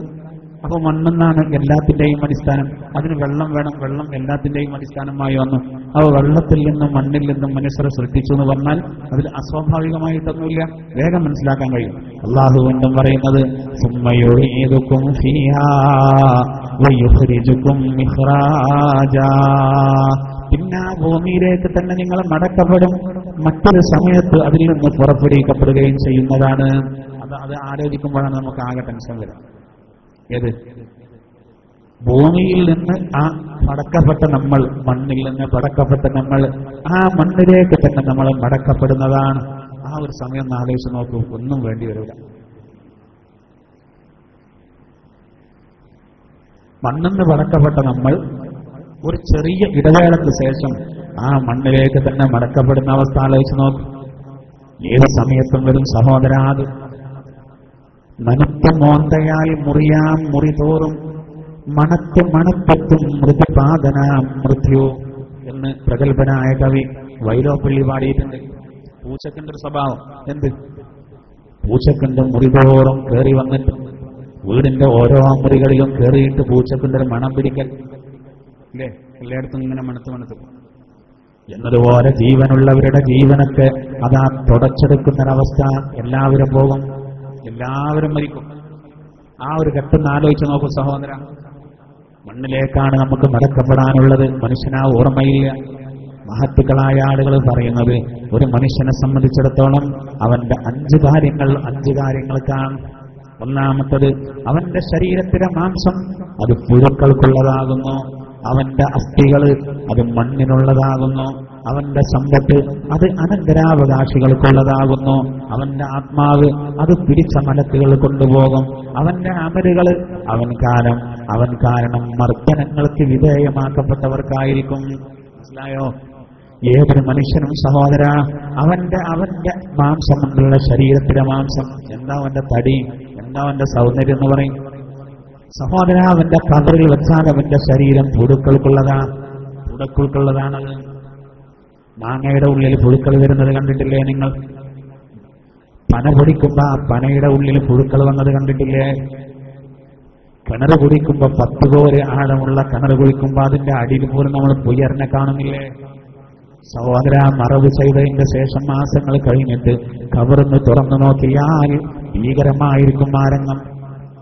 എന്തിനേറെ നമ്മൾ ചില നോക്കാൻ ആളുകളില്ലാതെ കിടക്കുന്ന ചില രോഗികളുടെ അവസ്ഥ പലപ്പോഴും നമ്മൾ കാണാറുണ്ട് ഇല്ലേ? ചില രോഗികളുടെ അവസ്ഥ നമ്മൾ പലപ്പോഴും കാണാറുണ്ട്. ചില രോഗികൾ നോക്കാൻ ആളില്ലാത്തത് കൊണ്ട് കാലിന്റെ മുറിവിലൊക്കെ പുഴുക്കൾ വന്നിട്ട് കാലിന്റെ മുറിവ് പുഴുക്കൾ ഇങ്ങനെ മറിയ. വിശ്വസിക്കാൻ പ്രയാസമുണ്ടാവും. ഉണ്ട്.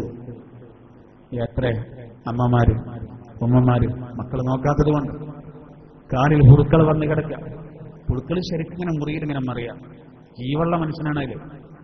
ജീവനുള്ള മനുഷ്യന്റെ ശരീരത്തിൽ അങ്ങനെ പുഴുക്കൾ. എന്നാൽ സഹോദര, കവറിൽ കിടക്കുന്ന ആളുടെ ശരീരത്തിൽ ആ പുഴുക്കൾ എന്നറിയുന്നൊരു ഘട്ടം ആലോചിച്ച് നോക്കും.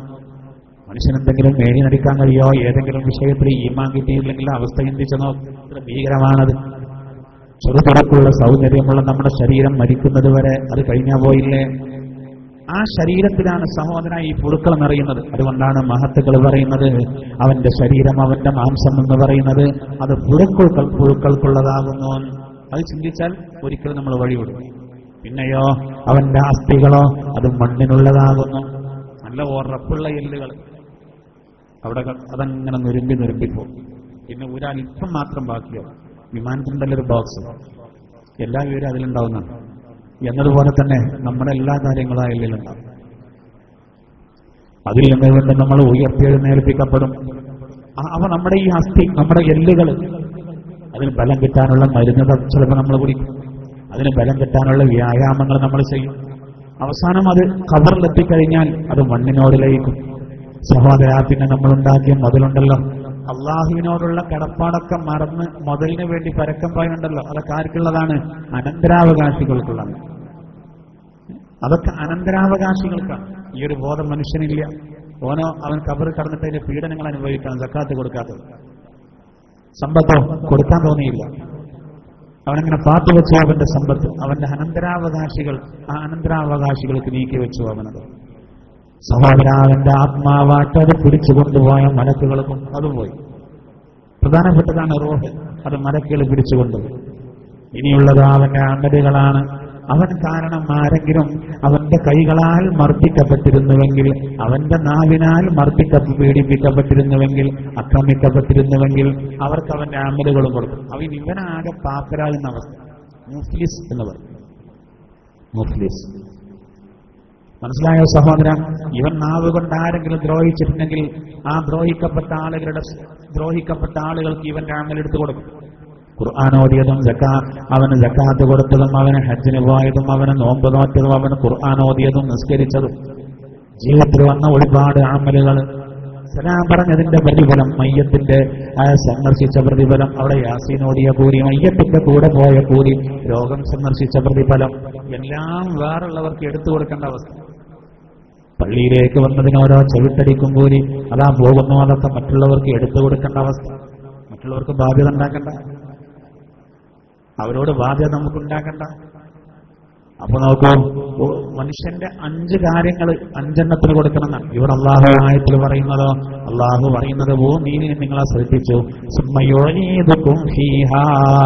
പിന്നെ ആ ഭൂമിയിലേക്ക്, ആ മണ്ണിലേക്ക് തന്നെ നിങ്ങൾ മടക്കപ്പെടും. മണ്ണെന്ന് മടക്കപ്പെട്ടവർ മണ്ണിലേക്ക്. അതാണ് ഖബർ നമ്മളൊന്ന് കൂട്ടുന്നത്. ഏതൊരു മനുഷ്യന്റെ ശരീരം ഖബറിലാണ് വെച്ചാലും ഖബർ എന്ത് ചെയ്യും? നമ്മൾ കൂട്ടും. ആ കൂട്ടുന്ന സമയത്ത് വാരിയെല്ലുകൾ കോർക്കും. അത്ര വാരിയെല്ലുകൾ ഇങ്ങനെയാണ് കോർക്കും. എല്ലാവർക്കും മരിച്ചോ? മരിച്ചു.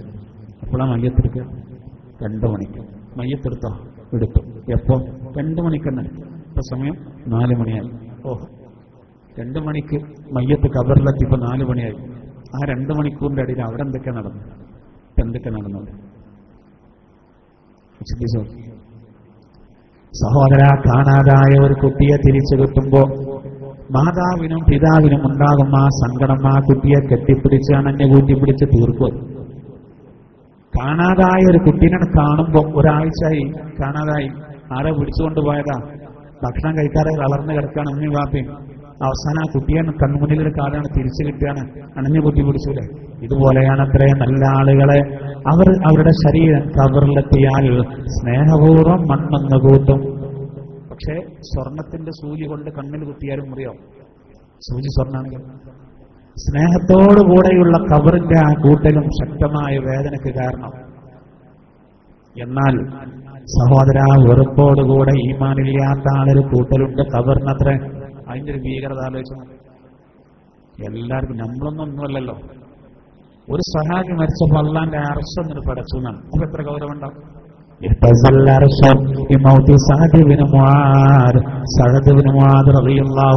വഫാത്ത് കാരണം അള്ളാഹുവിന്റെ അർശ് പോലും ഒന്ന് പ്രകമ്പനം കൊണ്ടു. അള്ളാഹുവിന്റെ അർശൊന്നിന് പടച്ചു എന്നാണ് സഅദ് റളിയല്ലാഹു അൻഹു ഈ ലോകത്തോടെ പറഞ്ഞു. ആരാധ്യം? 10,000-കണക്കിന് മലക്കുകൾ സഅദ് റളിയല്ലാഹു അൻഹുവിന്റെ ജനാസ കിടക്കുന്ന സ്ഥലത്തേക്ക് ഇറങ്ങിയത് കാരണം അള്ളാന്റെ തിരുദൂതർ നടന്നു പോകുമ്പോ ആ ജനാസ കിടത്തിയ സ്ഥലത്തേക്ക് ചെല്ലുമ്പോൾ പെരുവിരൽ നിലത്ത് വെച്ചായിരുന്നു റസൂൽ നടന്നത്. വിരലിങ്ങനെ കുത്തിയിട്ട് നടക്കുകയാണ്. സ്വഹാബത്ത് ചോദിച്ചു, നബിയെ എന്തുകൊണ്ടാണ് നിങ്ങൾ അങ്ങനെ കിടക്കുന്നത്, എന്തുകൊണ്ടാണ് അങ്ങനെ നടക്കുന്നത്? അള്ളാന്റെ തിരുദൂതർ പറഞ്ഞു, എവിടെ നോക്കിയാലും മലക്കാള്, കാല് കുത്താൻ സ്ഥലമില്ല, അതുകൊണ്ടാണ് ഞാൻ അങ്ങനെ നടക്കുന്നത്. ഏതൊരാളെ മരിക്കുമ്പോഴും നല്ല മോമിനീയങ്ങളാണെങ്കിലും മലക്കുകളൊന്നായിട്ട് വരും. അതിന് ചെയ്യേണ്ടതൊക്കെ ചെയ്തോളെ. ഇഖ്ലാസ് സൂറത്ത് നല്ലോണം ഓതണം. ഇഖ്ലാസ് സൂറത്ത് കൂടുതൽ ഓതിയാൽ മലക്കുകൾ വരും. തബാറക സൂറത്ത് മുടങ്ങാതെ പതിവാക്കിയാൽ നമ്മുടെ രക്ഷക്ക് മലക്കുകൾ വരും. അല്ലാഹു തൗഫീഖ് നൽകുമാറാവട്ടെ. ഉള്ള പൊടിക്കൈകളാണ് ഒറ്റമൂനികൾ എന്ന് പറയും. ഇഖ്ലാസ് സൂറത്ത് എപ്പോഴും ഓതുക. ഒരു വട്ടമെങ്കിലും ഒരു തബാറക ഒരു ദിവസം. രാത്രിയാണ് ഏറ്റവും നല്ലത്. മുൻജിയാണത്. അത് രക്ഷകന്റെ റോളിൽ മരണവേളയിൽ വരും. സഅദ് റളിയല്ലാഹു അൻഹുവിന്റെ അരികിലേക്ക് അതാ മലക്കുകൾ ഒന്നായിട്ട് വരുന്നു. അള്ളാന്റെ തിരുദൂതർ പോലും കാല് ശരിക്ക് നിലത്ത് കുത്താൻ കഴിയാതെ നടക്കുന്നു. സ്വഹാബത്തൊന്നും കാണുന്നില്ല. റസൂലിനോട് ചോദിച്ചപ്പോൾ പറയുന്നു, എവിടെ നോക്കിയാലും അല്ലാഹു എനിക്ക് മലക്കാളെ കാണിച്ചു തരുന്നു. അത്രക്കും സ്ഥാനമുള്ള സ്വഹാബിയാണത്. അത്രക്കും സ്ഥാനം. അള്ളാന്റെ അർശ് അദ്ദേഹം മരിച്ചപ്പോ ഒന്നും പടച്ചൂന്നാണ്. അത്രക്ക് സ്ഥാനമുള്ള അതേ സഅദ് റളിയല്ലാഹു അൻഹുവിന്റെ ജനാസ ഖബറിൽ വെച്ച് മണ്ണിട്ട് മൂടി. ഒരൽപ്പം റസൂൽ മുഖം ഒന്ന് തിരിച്ചു കളഞ്ഞു. റസൂലിന്റെ മുഖത്ത് വല്ലാത്തൊരു മ്ലാനത, റസൂലുള്ളാഹിന്റെ മുഖത്ത് വല്ലാത്തൊരു പ്രയാസം, ദുഃഖം നേരിട്ട് നിൽക്കുന്ന പോലെ. ആ സമയത്ത് സ്വഹാബത്ത് ആകാംക്ഷയോടുകൂടെ തിരുദൂതരെ നോക്കുന്നു. പിന്നെ റസൂലുള്ള ഖബറിലേക്ക് നോക്കിയിട്ട് പുഞ്ചിരിച്ചു. സ്വഹാബത്ത് ചോദിച്ചു, നബിയെ എന്തേ ആദ്യം നിങ്ങൾ വിഷമിച്ചത്, പിന്നെ എന്തേ നിങ്ങൾ പുഞ്ചിരിച്ചത്? അള്ളാന്റെ തിരുദൂതർ പറഞ്ഞു, സഅദിന്റെ ഖബറ് അദ്ദേഹത്തിന് അങ്ങനെ കൂട്ടി. അള്ളാഹു എനിക്ക് കാണിച്ചു. ഇത്ര സ്ഥാനമുള്ള ആ സഅദ് റളിയല്ലാഹുവിന്റെ ആ ശരീരം കൂട്ടിയപ്പോ താങ്ങാൻ കഴിഞ്ഞില്ല. അത് കണ്ടപ്പോ അതാ ഞാൻ കരയാൻ കാരണം, സങ്കടപ്പെടാം. പിന്നീട് ആ ഖബറതാ നോക്കത്താ ദൂരത്തേക്ക് വിശാലമാക്കി കൊടുത്തു. അപ്പൊ അള്ളാനെ അവഗണിച്ചവരെ അവർക്കുള്ള കുടിസാക്കലൊക്കെ സഹിക്കാൻ കഴിയില്ല.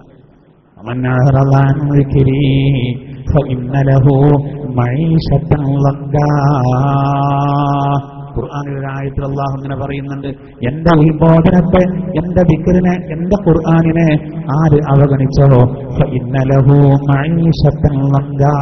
അല്ലാഹു അങ്ങനെ പറയുന്നത്. ഫഇന്നലഹു മഈശത്തൻ ലംഗാ. അവനിക്ക് കുടിസായ ജീവിതമുണ്ട്. ഖബറിലെ ബുദ്ധിമുട്ടാണ് അത്രയാണ്. എന്റെ ദിക്ർ എന്ന ഖുർആനാണ്. നമ്മൾ ഖുർആനെ പരിഗണിക്കുന്നവരാണ്.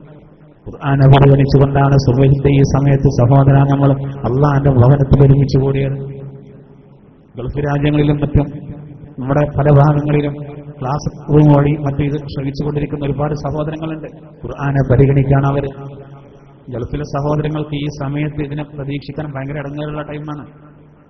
ഒരു ജോലി കഴിഞ്ഞ് ക്ഷീണിച്ചൊന്ന് കിടന്നപ്പോഴേക്ക് എഴുന്നേൽക്കണം. സഹോദര, ഖുർആനെ പരിഗണിച്ചാൽ അതിന് സമയം ചെലവിച്ചാൽ നഷ്ടപ്പെടില്ല.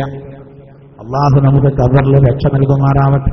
എല്ലാവർക്കും മണ്ണിലെത്തണം, എല്ലാവർക്കും മണ്ണിലെത്തണം. ഈമാൻ കിട്ടിയ ഒരു പ്രശ്നമില്ല. ഇവിടെ നല്ലൊരു ശീതീകരിച്ച റൂം, എല്ലാ സൗകര്യവും, എല്ലാ ആധുനിക സംവിധാനവും അല്ലേ. ഇപ്പൊ ദുബായിൽ നിന്ന് ഒരു പറക്കലുണ്ടല്ലോ, 20 ലക്ഷമാണ് അതിന്റെ ചെലവ്.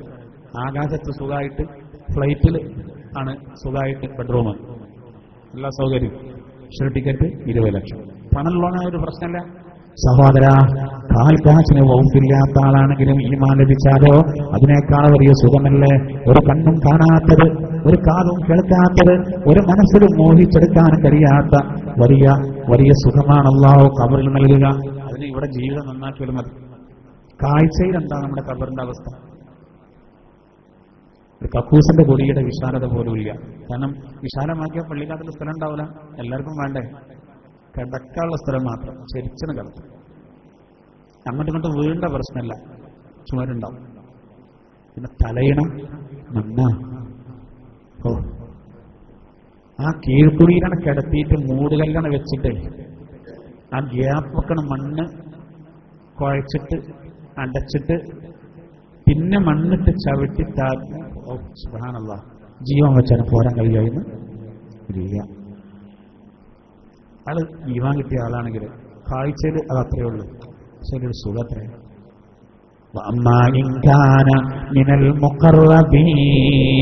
ഫറൗഹും വറൈഹാനും വജന്നത്തു നഈം. അല്ലാഹു തആല ഖുർആനിലൂടെ പറയുന്നത്, അല്ലാഹുവോട് ഏറ്റവും സാമീപ്യം നേടിയ ആളാണ് മരിച്ചത് എങ്കിൽ അല്ലാഹു അവനിക്ക് ഖബറിൽ റൗഹും റൈഹാനും നൽകുന്നതാണ്. അല്ലാഹു ആ കൂട്ടത്തിൽ നമ്മൾ ഉൾപ്പെടുത്തുമാറാവട്ടെ. അല്ലാഹു ഈമാനോടുകൂടെ മരിക്കാൻ അല്ലാഹു നമുക്ക് തൗഫീഖ് നൽകുമാറാവട്ടെ. അല്ലേ? അതല്ലേ വേണ്ടത്? അതല്ല വേണ്ടത്. അതാലോചിച്ചു ഇവിടുത്തെ സൗകര്യം. ഖബറിൽ മുഅ്മിനീങ്ങളായ ആളുകൾക്ക് റൗഹ് റൈഹാൻ. നോക്കൂ, റൗഹ് റൈഹാൻ ഒരു ചെടിന്റെ പേരാണ് റൈഹാൻ. വാസന ഭക്ഷണമാണ് അത്ര ഉദ്ദേശം. വല്ലാത്ത ആശ്വാസം. റൗഹ് അത് ഖബറിൽ കിട്ടുന്നതാണ്. അള്ളാഹു നമുക്കതിന് തൗഫീഖ് നൽകുമാറാവട്ടെ. നമ്മുടെ മരിച്ചുപോയ മാതാപിതാക്കൾക്ക് അള്ളാഹു നൽകുമാറാവട്ടെ. അള്ളാഹ് വല്ലാത്തൊരു സംഗതിയാണത്. നല്ലോണം ആമീൻ പറയേണ്ട ഒരു വിഷയമാണത്. നിങ്ങൾ എന്നോട് ചോദിച്ചോളൂ, ഞാൻ തരാമെന്നാണ്. നിങ്ങൾ എന്നോട് ചോദിച്ചോളൂ. നമ്മൾ ഈ പറയേണ്ടതുണ്ടല്ലോ, ഈ അടിയിലൊക്കെ രാമീന, അത് ഏറുമുറുപ്പ് മലക്കുകളുണ്ടാവും നമ്മുടെ അടുത്ത്. കണ്ണുകൊണ്ട് കാണാത്ത രൂപത്തിൽ മലക്കുകളുണ്ട്. കാണാത്തതുകൊണ്ടാണ്. അവരുടെ ആമീനും നമ്മുടെ ആമീനെ കൂടി യോജിച്ചു വരുമ്പോഴേ ഉത്തരം കിട്ടും. വെള്ളിയിലും അല്ലാഹു തആല സ്വീകരിക്കുമാറാവട്ടെ. അല്ലാഹു തആല നമുക്ക് ഖബറിൽ രക്ഷ നൽകുമാറാവട്ടെ. അല്ലാഹു റൗഹും റൈഹാനും നൽകുമാറാവട്ടെ. അപ്പൊ ഇവിടെ അള്ളാഹു പറയാണ്, മണ്ണെന്നാണ് നിങ്ങളെ പഠിച്ചത്, ആ മണ്ണിലേക്ക് നിങ്ങൾ മടക്കപ്പെടും. ആ ഒരു ചിന്ത എപ്പോഴും വേണം. ആ ഒരു ചിന്ത വേണം. അന്ന് ദുന്യാവിന്റെ പേരിൽ കടിപിടി ഉണ്ടാവില്ല. ആ ദുന്യാവിന്റെ പേരിൽ ഒരാളും വെറുതെ സംഘടനകൾ ഉണ്ടാക്കില്ല. ഏത് സമയത്തും നമ്മൾ ആ മണ്ണോട് ചേരുമെന്നുള്ളൊരു ചിന്ത ഉണ്ടായാൽ മതി. എത്ര ആക്സിഡന്റുകളാണ് സഹോദര ഒരു ദിവസം നടക്കുന്നത്. എത്ര പേര് ഹൃദയാഘാതം സംഭവിച്ചു പോകുന്നു. ഓരോ ദിവസവും അതിന്റെ വാർത്തകളാണ് കേൾക്കുന്നത്. ഓരോ ദിവസം ആ വാർത്തകളാണ് നമ്മൾ കേൾക്കുന്നത്. മണ്ണിലെത്താൻ ഒരു പണിയില്ല. നമ്മുടെ എല്ലാ പ്ലാനും തകരും. എന്തുണ്ടെങ്കിലും അതുകൊണ്ട് നമ്മൾ ആ ഒരു ചിന്ത വേണം. പിന്നീട് അല്ലാഹു പറയുന്നത്, വയുഖ്രിജുക്കും ഇഖ്റാജാ, പിന്നീട് മറ്റൊരു സമയത്ത് നിങ്ങളെ പുറത്തു കൊണ്ടുവരും. അല്ലാഹു മണ്ണെന്ന് പടച്ചു, ആ മണ്ണിലേക്ക് മടക്കും, ആ മണ്ണെന്ന് പുറത്തു കൊണ്ടുവരും. ഈ ഒരു ഓർമ്മ വേണം. ആ ഓർമ്മ ഇല്ലാതെ ദുന്യാവിന്റെ പിന്നാലെ ഓടരുത്. ശൈഖ് ഹദ്ദാദ് റളിയല്ലാഹു അൻഹു ഒരിക്കൽ കിനാവ് കണ്ടു. അത്ര ഒരു കഥയാണ്. എന്താ സ്വപ്നം കാണുന്നത്? ഒരു ചെറുക്കുള്ളൊരു മാൻ, ചെറുക്കുള്ളൊരു പുള്ളിമാൻ. ആ പുള്ളിമാന്റെ പിന്നാലെ ആളുകൾ ഇങ്ങനെ ഓടുന്നു. പുള്ളിമാനെ പിടിക്കാൻ വേണ്ടി പരിസരം മറന്നുകൊണ്ട് ഒരാൾ ഓടുന്നു. ഉടനെ ഒരു സിംഹം വന്നുകൊണ്ട് ആ പുള്ളിമാന്റെ പിടിക്കാൻ പോകുന്ന ആളെ പിടിച്ചു തിന്നുന്നു. അതായത് പുള്ളിമാന്റെ പിന്നാലെ ഓടിയവരെ സിംഹം പിടിക്കണം. പക്ഷെ ആ പുള്ളിമാനെ പിടിക്കാൻ വേണ്ടി ഓടുന്നവർ സിംഹത്തിന്റെ കാര്യം മറക്കുന്നു. സിംഹം പിടിച്ചാൽ അത് വളരെ ഗുരുതരമാണെന്നറിയാം. എന്നാലും തൽക്കാലം അത് മറന്ന് പുള്ളിമാനെ പിടിക്കാൻ ഓടുന്നു. മഹാനായ ശൈഖ് ഹദ്ദാദ് റളിയല്ലാഹു അൻഹു പറയുന്നു, ഞാൻ ആ കണ്ടതുകൊണ്ടുള്ള ഉദ്ദേശം ആ പുള്ളിമാന് ദുന്യാവാൻ. ദുന്യാവിനെ തേടി ഓടുന്ന ആളുകൾക്കുള്ള ഉപമയാണത്. ആ സിംഹം യഥാർത്ഥത്തിൽ മരണമാണ്. എത്ര ഫിറ്റാണ് അദ്ദേഹം കണ്ടത്. പുള്ളിമാനെ പിടിക്കാൻ വേണ്ടി ആളുകൾ ഓടുന്നു. ഓരോരുത്തരെയും സിംഹം പിടിക്കുന്നു. പുള്ളിമാനല്ല സിംഹം പിടിക്കുന്നത്, പുള്ളിമാനെ പിടിക്കാൻ ഓടുന്ന മനുഷ്യരെ. ആ പുള്ളിമാനെ പിടിക്കാൻ ഓടിയാൽ സിംഹം പിടിക്കുമെന്നറിയാം. എന്നാലും പരിസരം മറന്നുകൊണ്ട് അതിനെ പിടിക്കാൻ ഓടുന്നു. ഇതാണ് ആളുകളുടെ അവസ്ഥ. ദുന്യാവിന്റെ പളപളപ്പ് ചെറുചെറുക്കുള്ളൊരു മാനിനെ പോലെ ദുന്യാവ്. ആ ദുന്യാവിന് വേണ്ടി മനുഷ്യന്മാര് നെട്ടോട്ടം ഓടുന്നു. സിംഹമാകുന്ന മരണം അവന്റെ പിന്നാലെയുണ്ട്. ചെരുപ്പിന്റെ വാറ് കാലിനോട് അടുത്തതിനേക്കാൾ അടുത്തിരിക്കുകയാണെന്ന്. എന്നാലും അത് തൽക്കാലം മറന്നുപോകും. എല്ലാം മറന്നുപോകുന്നു. മരണ വീട്ടിൽ വന്ന് മരിക്കുന്ന ആളുകളെ നമുക്കറിയാം. രോഗം സന്ദർശിക്കാൻ പോയ ആള്, ഒരു അസുഖമില്ലാത്ത ആള്, അയാളെ അറ്റാക്ക് വന്ന് മരിക്കും. രോഗിയെ ചികിത്സിക്കുന്ന ഡോക്ടർക്ക് അത് അറ്റാക്ക് സംഭവിക്കും. ഇതൊക്കെ നമ്മൾ കാണുന്നില്ല. രോഗികളല്ല, കിടപ്പ് രോഗികളൊന്നും മരിച്ചെങ്കിലെന്ന് പ്രാർത്ഥിക്കുന്നവർ അതേസമയം നല്ല ആരോഗ്യദൃഢഗാത്രരായ ആളുകളെ പെട്ടെന്ന് മരിക്കുന്നു. ഗൾഫിൽ പോയ എത്ര സഹോദരങ്ങളാണ് സഹോദര നാട്ടിലേക്ക് വിവരം കിട്ടുന്നത്, റൂമിൽ മരിച്ചു കിടക്കുന്നത് കാണും, അപകടത്തിൽ മരിക്കുന്നു. എന്തൊക്കെ നമ്മൾ സംഭവിക്കുന്നത്? ലിഫ്റ്റ് തകർന്ന് വീണ് മരിക്കുന്നു, വാഹന അപകടങ്ങളിൽ പെട്ട് മരിക്കുന്നു. വാർത്തകൾ അങ്ങനെ കേൾക്കും. നമുക്കറിയോ, വീട്ടിൽ നിന്ന് സലാം പറഞ്ഞ് ഇറങ്ങി പോകുമ്പോ 2 കൊല്ലം കഴിഞ്ഞിട്ട് വരുമ്പോൾ കൊണ്ടുവരുന്ന പെട്ടിയുടെ കണക്ക് പോലും ആലോചിച്ചിരിക്കുകയാണ്. എന്തൊക്കെ പ്ലാനുകൾ, പദ്ധതികൾ. പിന്നെ വരുന്നതോ ഒരുപക്ഷെ മയ്യത്തായിരിക്കും. ദിവസങ്ങൾ ഒരുപാട് കഴിഞ്ഞ് ഫ്രീസറിൽ കടന്നുകൊണ്ട് വരുന്ന ആഘട്ടം ചിന്തിക്കണം. അതൊക്കെ ഇങ്ങനെ ഇടയ്ക്കിടയ്ക്ക് ഇങ്ങനെ ചിന്തിക്കുമ്പോൾ നമ്മൾ ഒരിക്കലും പഴക്കൂല. അപ്പൊ നമ്മൾ ദാനധർമ്മങ്ങൾ ചെയ്യും, അപ്പൊ നമ്മൾ സക്കാത്ത് കൊടുക്കും, അപ്പൊ നമ്മൾ നിസ്കാരം കൃത്യമായി നിർവഹിക്കും, അപ്പൊ നമ്മൾ കുടുംബബന്ധം ചാർത്തും.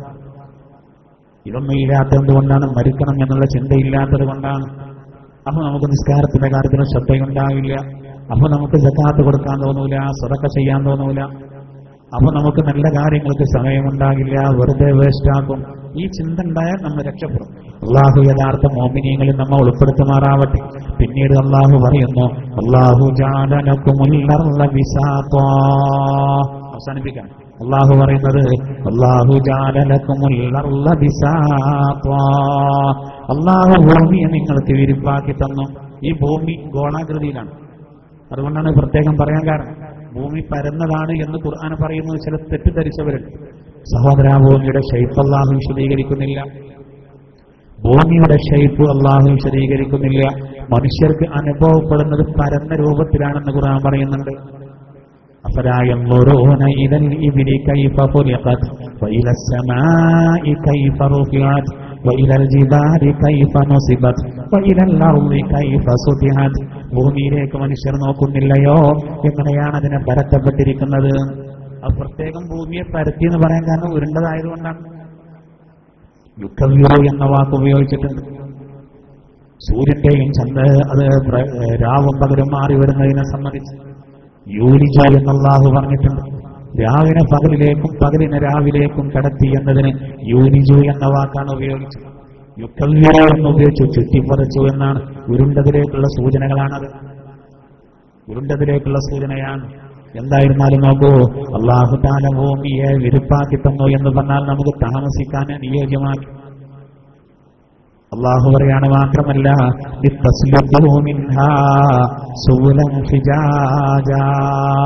മാത്രമല്ല വിശാലമായ വഴികൾ നിങ്ങൾക്ക് ആ ഭൂമിയിൽ സംവിധാനിച്ചു. വിശാലമായ വഴികൾ, അത് എല്ലാം പെട്ടു. രണ്ട് മലകൾക്കിടയിലുള്ള വഴി പ്രത്യേകമായിട്ട് അതിൽ പെട്ടു. നമ്മൾ കൂടുതൽ പറയേണ്ട ആവശ്യമില്ല. ചുരങ്ങൾ നമുക്കറിയാലോ. നാടുകാണി ചുരം നോക്കൂ, അതിലേറെ അത്ഭുതമാണ് താമരശ്ശേരി ചുരം. അടിവാരത്ത് നിന്ന് നമ്മൾ മുകളിലേക്ക് നോക്കുമ്പോൾ, പ്രത്യേകിച്ച് മഴക്കാലത്ത് നോക്കുമ്പോൾ എത്രയോ മുകളിൽ മലയിൽ നിന്നത് ആ വെള്ളം ഇങ്ങനെ പാറക്കെട്ടുകൾക്കിടയിലൂടെ ഒഴുകി വരുന്നത്, വെള്ളം കീറിയത് കാണാൻ കഴിയും. അതിലൂടെ ആ ചുരത്തിന്റെ ഏറ്റവും ടോപ്പിലൂടെ വാഹനങ്ങൾ വരുന്നത് ചെറിയൊരു പുള്ളിയായിട്ട് ഇങ്ങനെ കാണാം, വളരെ ദൂരത്ത് നിന്ന്. അത്ഭുതപ്പെട്ടു പോകും, എങ്ങനെ അതിന്റെ മുകളിലേക്ക് എത്തുമെന്ന് നമ്മൾ ചിന്തിച്ചു പോകും. പക്ഷേ വഴികൾ നോക്കൂ നിങ്ങൾ. ആരാണ് ഈ വഴി സംവിധാനിക്കാൻ ഉള്ള കഴിവ് നൽകിയതാരാ? അള്ളാഹുവാൻ. ഇത് വെറുതെ ഉണ്ടായതല്ല. ഈ പ്ലാൻ ആരാ കൊടുത്തത്? അള്ളാഹുവാണ്. അള്ളാഹുവാണ്. വയനാടും കോഴിക്കോടും തമ്മിലുള്ള ബന്ധമാണത്. സഹോദര, ഒരു അപകടമോ മറ്റോ വയനാട്ടിൽ സംഭവിച്ച് കോഴിക്കോട് മെഡിക്കൽ കോളേജിലേക്ക് ഒരാളെ കൊണ്ടുവരുമ്പോൾ അടിയിലെത്തുമ്പോഴേക്കും മിക്കവാറും അദ്ദേഹത്തിന് പലതും സംഭവിച്ചിട്ടുണ്ടാവും. ചുരം ഇറങ്ങി വരുമ്പോഴേക്കും അത് അവിടെ മെഡിക്കൽ കോളേജ് വേണമെന്ന് മറവിളി കൂട്ടാൻ കാരണം. ആ ചുരം ഇടിയുകയോ കാറ്റിൽ മരം വീടുകയോ ചെയ്താൽ രണ്ട് ജില്ല തമ്മിലുള്ള ബന്ധമാണ്. പിന്നെ വേറെ വഴിയുണ്ട്, എത്ര ചുറ്റി വേണം. ഞാൻ പറയുന്നത് നോക്കൂ, അല്ലാഹു സഞ്ചരിക്കാനുള്ള വഴി എളുപ്പമാക്കി. എത്ര മനോഹരമാണ് പ്രകൃതി വയനാട്ടില്. എന്തോ ഒരു സൗന്ദര്യം. തേയിലത്തോട്ടങ്ങൾ വിട്ടുന്ന് കണ്ടാലുള്ള സൗന്ദര്യം. കുറെ ടെൻഷൻ പോകും ഇങ്ങനെ നോക്കി നിന്നാൽ. ഓരോ സ്ഥലത്തും അതിന് വേണ്ടത് അല്ലാഹു നൽകണം. സഹോദര, വഴികൾ അല്ലാഹു എളുപ്പമാക്കി എന്ന് മാത്രമല്ല, കടലിലും കരയിലും അല്ലാഹു വഴി എളുപ്പമാക്കിയപ്പോ ആകാശത്തും എല്ലാ നിലക്കും. കടല് കടന്നതാ നമ്മുടെ സഹോദരങ്ങൾ ജോലിക്ക് പോകുന്നു, എത്ര പെട്ടെന്ന് അല്ലേ. ഇവിടുന്ന് നെടുമ്പാശ്ശേരിക്ക് പോയി. എന്തിന്? യാത്രയാക്കാൻ വേണ്ടി. നെടുമ്പാശ്ശേരി കേരളത്തിലാണല്ലോ. അങ്ങനെ നമ്മുടെ ആളെ യാത്രയാക്കിയിട്ട് നമ്മൾ ഓനെ യാത്രയാക്കിയിട്ട് നമ്മൾ പോന്നു. പോരുമ്പോ അവിടെ ഇവിടെയൊക്കെ പ്രകടനം. ചിലയിടത്ത് റോഡ് ബ്ലോക്ക്. നമ്മൾ വീട്ടിലെത്തുന്നതിന് മുമ്പ് നമുക്ക് ഫോൺ വന്നു, ഞാനിവിടെ ഇറങ്ങിയിട്ടോ. നമ്മൾ കരയിലെത്തിയിട്ടില്ല. ആരിറങ്ങി? ജിദ്ദയിലിറങ്ങി. നെടുമ്പാശ്ശേരിയിൽ നിന്ന് കടൽ മാർഗം മുകളിലൂടെ ആകാശത്തിലൂടെ പോയ ആള് അയാളവിടെ അടുത്തി. അയാൾ ജിദ്ദ എയർപോർട്ടിലെത്തി. ഞാൻ സുഖമായിട്ട് റൂമിലെത്തി. അസ്സലാമു അലൈക്കും. ഇപ്പോഴും റോഡ് ബ്ലോക്കായി ഇങ്ങനെ വേർത്ത് മുങ്ങിയിട്ട് AC ഇല്ലാത്ത വണ്ടിയിൽ ഇറങ്ങാറാ വന്നു. കരയിലെത്തിയിട്ടില്ല. സഹോദര, അല്ലാഹു സുബ്ഹാനഹു വ തആല വഴി എളുപ്പമാക്കിയിട്ട് ഉദാഹരണം പറയണം. സൗകര്യങ്ങൾ കൂടുക. എന്തായിരുന്നാലും ഇതൊക്കെ അള്ളാഹുവിന്റെ അനുഗ്രഹമാണ്. അള്ളാഹു നമ്മളോട് പറയുന്നതിനാ ഇതൊക്കെ പറയുന്നത്? ഇത് നൂഹ് നബി തന്റെ ജനതയോട് പറഞ്ഞു കൊടുത്ത് ഇതൊക്കെ ചെയ്തു തന്നത് അള്ളാഹുവാണ്. അതുകൊണ്ട് ആ അള്ളാഹുവിനെ പരിപൂർണമായിട്ട് അംഗീകരിക്കണം. ഒരുപാട് വിശദീകരണങ്ങൾ അതിലൊക്കെ. ഉപജീവനമാർഗം തേടി പല മേഖലകളിൽ പോകുന്നവരാണ് നമ്മൾ. അതിന് അള്ളാഹു തആല ഭൂമി വിരിപ്പാക്കി. വിരിപ്പ് എന്ന് പറഞ്ഞാൽ സഹോദര കിടന്നുറങ്ങാനുള്ളതാണ്. വിരിച്ചെടുത്ത് കിടക്കുക എന്ന് പറയുന്നത് എല്ലാം നൽകും. ആകാശം ഒരു മേൽപ്പുര പോലെ അള്ളാഹു സംവിധാനിച്ചു. ഭൂമിയുടെ തൊട്ടില് പോലെ ഖുർആൻ മറ്റൊരു ഭാഗത്ത് പറയുന്നു. ഒരു ചെറിയ കുഞ്ഞ് വീഴാതിരിക്കാനാണ് സഹോദര തൊട്ടില്. അതിന്റെ സൃഷ്ടിപ്പ് അങ്ങനെയുള്ള തൊട്ടില്. ഒരു തുണി കൊണ്ട് തൊട്ടില് കെട്ടി കുട്ടിയെ കിടത്തിയാൽ സുഖമായിട്ട് കുട്ടിയോടെ ഉറങ്ങും. അങ്ങോട്ട് ചെറിഞ്ഞാൽ ഇങ്ങോട്ട് ചെറിഞ്ഞാൽ വീഴില്ല. എന്നതുപോലെ അള്ളാഹു തആല ഭൂമിയെ മൊത്തത്തിൽ മനുഷ്യർക്കൊരു തൊട്ടിലാക്കി തന്നു, വിരിപ്പാക്കി തന്നു. ഇതൊക്കെ പടച്ചോൻ സംവിധാനിച്ച എല്ലാ നിലത്തും സൗകര്യം ചെയ്തു. എന്നാൽ ചിലയിടത്തൊക്കെ ഭൂകമ്പങ്ങൾ, കെട്ടിടങ്ങളൊന്നായിട്ട് നിലം പതിക്കുന്ന അവസ്ഥ, ആളുകൾക്കുള്ളിൽ ആടുകൾ പെട്ട് മരിക്കുന്ന അവസ്ഥ. എന്തിനാ? പരീക്ഷണമാണ്. ജപ്പാന്റെ വാഹനങ്ങൾ നമ്മുടെ റോഡിലൂടെ അങ്ങനെ ഒഴുകുന്നുണ്ട്. ജപ്പാൻ ഇറക്കിയ ഒരുപാട് വസ്തുക്കൾ, ഒരുപാട് സാധനങ്ങൾ നമ്മൾ ഉപയോഗിക്കുന്നു. ജപ്പാന്റെ സാധനങ്ങൾ. ജപ്പാന്റെ അവസ്ഥയോ? ഭൂകമ്പത്തെ തടയാൻ കഴിയാതെ കനം കുറഞ്ഞ വീടുകൾ നിർമ്മിക്കുന്നു അവർ. ഇരുവാക്കിയ ഭൂമി, ആക്കപ്പെട്ട ഭൂമി ഇടക്കൊന്ന് കുലുങ്ങാണ്. എന്താണ് അതിന്റെ പ്രയാസം? 20 നിലയുള്ള കെട്ടിടം വീണതിന്റെ ഉള്ളിൽപ്പെട്ട ആളുകളെ രക്ഷപ്പെടുത്താൻ കഴിയുന്നില്ല. നമ്മൾ സംവിധാനിച്ച കോൺക്രീറ്റുകൾ നമുക്ക് തന്നെ വിനയായിട്ട് വരുന്നു. പരിക്ക് പറ്റിയ ആളുകൾ അതിന്റെ ഉള്ളിൽ കിടക്കുക. സാങ്കേതിക മികവിന്റെ പേരിൽ അഹങ്കരിക്കുന്ന അമേരിക്കയിൽ പോലും ഭൂകമ്പത്തിൽ തകർന്ന് കെട്ടിടാവശിഷ്ടങ്ങൾക്കിടയിൽ കിടക്കുന്ന ആളുകളെ രക്ഷപ്പെടുത്താൻ കഴിഞ്ഞില്ല. അപ്പോ ആളുകൾ ഒരിക്കലും അള്ളാഹുവിനെ ധിക്കരിക്കാൻ പാടില്ല. വിരിപ്പ് അള്ളൊന്ന് പൊടിയും നിൽക്കും. കിടക്കാൻ പറ്റാത്ത അവസ്ഥ വരും. ചിലപ്പോ തൊട്ടിലൊന്ന് പൊളിയും. ഇതൊക്കെ നമ്മൾ കണ്ടുകൊണ്ടിരിക്കാം. നമുക്ക് എന്തെങ്കിലും ചെയ്യാൻ കഴിയോ? ഇല്ല സഹോദര, ഇല്ല. ജുവാൻ ലാഫിയർ എന്ന് പറയുന്ന അമേരിക്കയിലെ ആണവ ശാസ്ത്രജ്ഞയായ സ്ത്രീ ഇസ്ലാം സ്വീകരിച്ചു. ആയിഷ എന്ന പേര് സ്വീകരിച്ചു. എന്റെ കാരണം? ആയിഷ എന്ന പേര് സ്വീകരിക്കാനുള്ള കാരണം, മുസ്ലിമാകാനുള്ള കാരണം, പ്രകൃതി ദുരന്തങ്ങൾക്ക് മുന്നിൽ അമേരിക്ക പോലും പകച്ചു നിൽക്കുന്നു എന്നതാണ്. ഒന്നും ചെയ്യാൻ കഴിയുന്നില്ല. ഭൂകമ്പം വരുമ്പോ, കാറ്റ് വരുമ്പോ ഒന്നും ചെയ്യാൻ കഴിയുന്നില്ല. വലിയ വർത്തമാനം പറയും, ഒന്നും ചെയ്യാൻ കഴിയില്ല. അപ്പൊ അള്ളാഹ്ക്ക് ശുക്ർ ചെയ്യാം. ഇതൊക്കെ അള്ളാഹു ചെയ്തു തന്ന പ്രകൃതിയിൽ സൂര്യനും ചന്ദ്രനും, സഹോദര കടലും കാടും വെള്ളവും കിണറും എല്ലാം അള്ളാഹു നമുക്ക് നൽകി. താമസിക്കാൻ പറ്റുന്ന അവസ്ഥ നൽകി. ശരീരത്തിന് അതിന് വേണ്ടതെല്ലാം അള്ളാഹു നൽകി. ഇനി ഇതൊക്കെ അള്ളാഹുവിലേക്ക് നമ്മൾ സമർപ്പിക്കാം. ഇനി നമുക്ക് പറയാനുള്ളത്, നൂഹ് നബി അലൈഹി സ്വലാത്തു വസ്സലാം അള്ളാഹുടെ ദ്വാരക്കാണ് തന്റെ ജനതയ്ക്കെതിരെ. അത് വലിയൊരു സംഭവമാണ്. ഇൻഷാ അല്ലാഹ് അത് അടുത്ത ക്ലാസ്സിൽ നമുക്ക് പറയാം. മഹാനായ നൂഹ് നബി തന്റെ ജനതയെ സ്വന്തം ശരീരത്തിലേക്ക് നോക്കിയിട്ടും പ്രകൃതിയിലേക്ക് നോക്കിയിട്ടും അള്ളാഹുവിന്റെ ഏകത്വം കണ്ടു മടങ്ങാൻ അതിലേക്ക് പ്രേരിപ്പിക്കുന്ന ഭാഗമാണ് ഇന്ന് നമ്മൾ വിശദീകരിച്ചത്. ഇൻഷാ അല്ലാഹ് ബാക്കിയുള്ള നമുക്ക് അടുത്ത ക്ലാസ്സിൽ വിശദീകരിക്കാം. അള്ളാഹു സുബ്ഹാനഹു വ തആല നമ്മൾ പറഞ്ഞതും കേട്ടതും സ്വാലിഹായ അമലായി അള്ളാഹു നമ്മിൽ നിന്ന് സ്വീകരിക്കുമാറാവട്ടെ. പ്രത്യേകം ദുആ കൊണ്ട് വസിയത്ത് ചെയ്ത ധാരാളം ആളുകളുണ്ട്. എല്ലാവർക്കും വേണ്ടി നമുക്ക് ദുആർക്കാം. അസുഖം പൂർണ്ണമായി സുഖപ്പെടാൻ വേണ്ടി പ്രത്യേകം ദുആർക്കാൻ ഇന്നത്തെ ക്ലാസ്സിൽ ചായ നൽകിയത് അള്ളാഹു സ്വീകരിക്കുമാറാവട്ടെ. അള്ളാഹുയുടെ രോഗത്തിന് ശിഫ നൽകുമാറാവട്ടെ എന്ന് ആത്മാർത്ഥമായിട്ട് ദ്വാരക്കാണ്. അതോടുകൂടെ തന്നെ നാളെ സുബഹിന്റെ ശേഷം നമ്മുടെ പെരിങ്ങോട്ടുപുറത്തെ ഖുർആൻ ക്ലാസിന്റെ വാർഷികവും കൂടിയാണ്. പെരിങ്ങോട്ടുപുറത്തെ ഖുർആൻ ക്ലാസ് ഒരു വർഷമായി തുടങ്ങിയിട്ട് അതിന്റെ വാർഷികം നല്ല റാഹത്തുള്ള ക്ലാസ്സാണ്. ആ നാട്ടിലെ ഏകദേശം ആണും പെണ്ണൊക്കെ പങ്കെടുക്കുന്ന ക്ലാസ്. ആണുങ്ങളൊക്കെ പള്ളിയിലും പെണ്ണുങ്ങളൊക്കെ മദ്രസയിലും. അപ്പോൾ ഒരു വർഷമായപ്പോൾ ഇൻഷാ അല്ലാഹ് വിപുലമായ രൂപത്തിൽ അതിന്റെ ഒരു വാർഷിക പരിപാടി നാളെ നടക്കുകയാണ്. അപ്പോൾ നാളെ ഇൻഷാ അല്ലാഹ് സാധാരണത്തെ പോലെ സുബഹി നിസ്കരിച്ച ഉടനെ ക്ലാസ് ആരംഭിക്കും. ഒരു 6:00 ഇൻഷാ അല്ലാഹ് ഉമർ മുസ്ലിയാർ കീഴ്ശ്ശേരി അദ്ദേഹത്തിന്റെ നേതൃത്വത്തിലുള്ള ദുആ നടക്കും. അപ്പോൾ അതുകൊണ്ട് നിങ്ങളൊക്കെ കഴിയുള്ള ആളുകൾ അവർ വിപുലമായ രൂപത്തിൽ ഭക്ഷണം കാര്യങ്ങളൊക്കെ ഒരുക്കുന്നുണ്ട് വരുന്ന ആളുകൾക്ക്. അപ്പോൾ എല്ലാ നിലക്കും ഒരു ദുആയുടെ സദസ്സും ഒരു ഖുർആന്റെ സദസ്സും ഇൻഷാ അല്ലാഹ്. അതുകൊണ്ട് എല്ലാവരും പരമാവധി നാളെ അതിൽ വരുന്ന കാര്യം ഒന്ന് പ്രത്യേകം ശ്രദ്ധിക്കണം. ഇൻഷാ അല്ലാഹ് അതുപോലെ ഒരു വാർഷികം നമുക്കും വേണം നടത്തും. അതുപോലൊരു വാർഷികം ഇൻഷാ അല്ലാഹ് നമ്മുടെ ഈ ക്ലാസ് ഒരുപാട് ആളുകൾക്ക്, പുറത്തുള്ള ഒരുപാട് ആളുകൾക്ക് ഉപകാരപ്പെടുന്ന നമ്മുടെ ഈ ടൗൺ പള്ളിയിലെ നമ്മുടെ ഈ ക്ലാസിന്റെ ഒരു വാർഷികവും ഇതുപോലെ ഇങ്ങനെ നടത്തിയാൽ മതി.